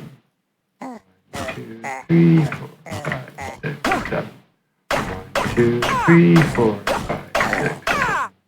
1, 2, 3, 4, 5, 6, 7. 1, 2, 3, 4, 5, 6, 7. 1, 2, 3, 4, 5, 6, 2, 3, 4, 5, 7. 1, 2, 3, 4. Okay. Ooh, so that's King good Kong counting. down. Good at counting.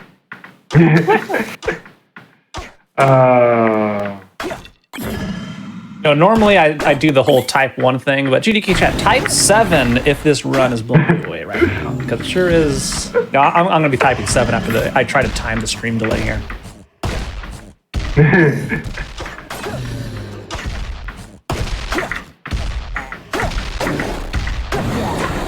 Okay. Yeah. Okay, so I'm about to take advantage of another thing where, and if you get hit the beat you step on the exit stairs, you don't actually get hit. So you take advantage of that a lot. How nice. Yeah, it's a really nice feature. Unintended interaction. So it's a really nice thing to take advantage of. I have a question for you. Yes. So, has there been like a particular song that has really messed you up at a run of this, or like, do you see them all as like, I can take on anything? I have a sort of rule of don't do something that changes, like, you know, goes from loud to quiet or anything like that. But nothing's really messed me up. I think some people have thought that NecroDancer music would mess me up, but it's actually the easiest. So really. Yep. The one that messes me up the most is getting King Konga's music on King Konga's level, but out of sync. So the bit you have to skip is not the one that is skipped in the music. Yeah. But so there's a question I just saw. How do I get to walk on lava and ice? I have glass slippers. These provide immunity from floor pollution. So that's how I'm getting to walk on lava and ice. They do not provide immunity from traps. So, and this is a chess fight, so I have to kill the king. The downside of the glass slippers is that they break when you get hit, but she's gonna die when she gets hit anyway, so that's fine. Yeah. This is Deep Blues. This is the hardest boss for hard mode. Nah. Depends. Depends on how much damage you have, and depends on which Deep Blues you're looking at. I do appreciate that the chess pieces are moving like chess pieces would. Yep. You know, the bishop on the pawns even capture you like pawns. Forward. Really? Yep. I love it. It's beautiful. We love that type of attention to detail. Yep. I mean, also think about the name for a second. Deep Blues. Yeah, everything in this game is a bad music pen. Yep. So I've now reached the point where I don't need to conserve bombs, so I'm just blowing up any sarcophagus. Yeah, so this is zone 1, the last zone. I cannot tell you how many times I've lost a run because zone 1 is too slow. No!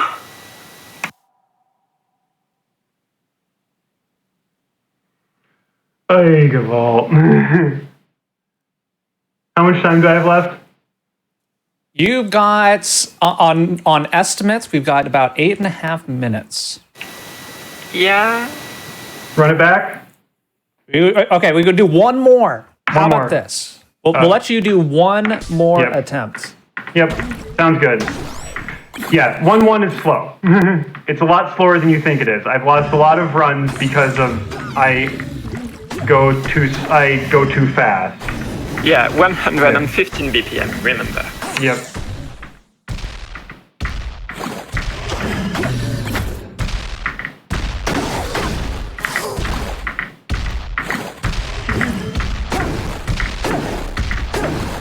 So you're gonna see a lot of the same things. Yeah, since this is seated. Yep.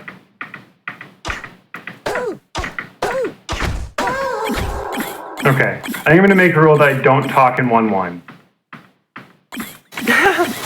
If you need us to be quiet, just say the word. But you just said you weren't going to talk, so. In 1-1.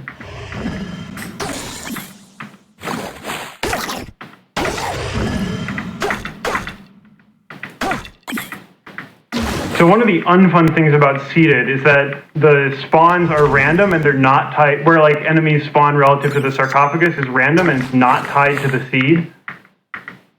So I don't actually know that in advance. So what does Brown Dragon do differently than Green? Brown Dragon has twice the health, and when you hit the Brown Dragon, he spawns 3 earth tiles behind you. 3 things that need tier 3 digging to take out. I've been very expertly preventing that from happening. Oh god. Okay, I think this is not happening. I believe. Well, I've lost my 3 damage. But You can pick Battle Shovel for the mage up, I guess. I'll make a YOLO decision. I think I'll probably do something. I guess I'll conjure armor at the conjure. I mean, strength shovel. Yeah, I'm not taking. That is going to mess me up. So that shovel gives +1 damage, but it also makes your digs be a lot bigger. And yeah, not great. It's really good for speedruns, but it's not so great when you're trying to play it safely and to avoid opening rooms which you shouldn't be opening.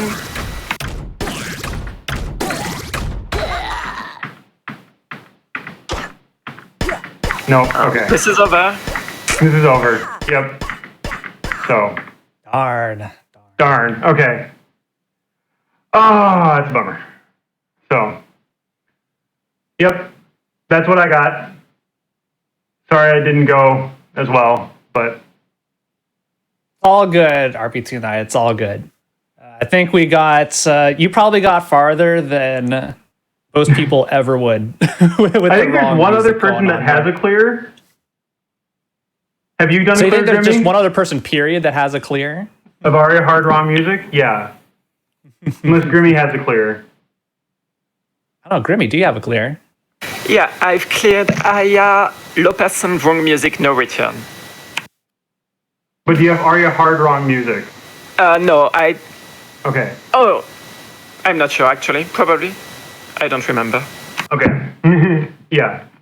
I think it's Ochre has one, I have a bazillion, and Grimmy probably has one, and that's it. So, thanks for having me on. No, absolutely. Yeah. No, I'm glad you're able to showcase this a little bit. It's like, again, Game Master is a show all about like showcases of things. It's less about a run directly against the clock. So we had RP2 Night doing something incredibly difficult that she has said like only a handful of people have ever done, and just doing a couple runs here for us just to kind of like demonstrate the sheer amount of skill that's required to, not only do one of the hardest modes of Crypt of the NecroDancer, but also with the wrong music playing to try and you just desync your brain to everything. So I think it was still super impressive to watch. And yeah, RB tonight, thank you so much for coming on. Yep. Thanks for having me. Chad had a good time. I definitely had a good time. Yep. So, okay. Any last thing? All right. Thanks for having us. Goodbye. Yeah, thanks for having me. Yes, absolutely, Grimmy. Thank you for coming on and doing commentary. Well, everybody, that's going to be it for us tonight on Game Masters. We hope you've enjoyed the show. And we are not done with all your hotfix content today, as we have Time Capsule coming up right after the break here, focusing on games released in the year 2006. Y'all have been wonderful tonight. Thank you again so much. See you next time.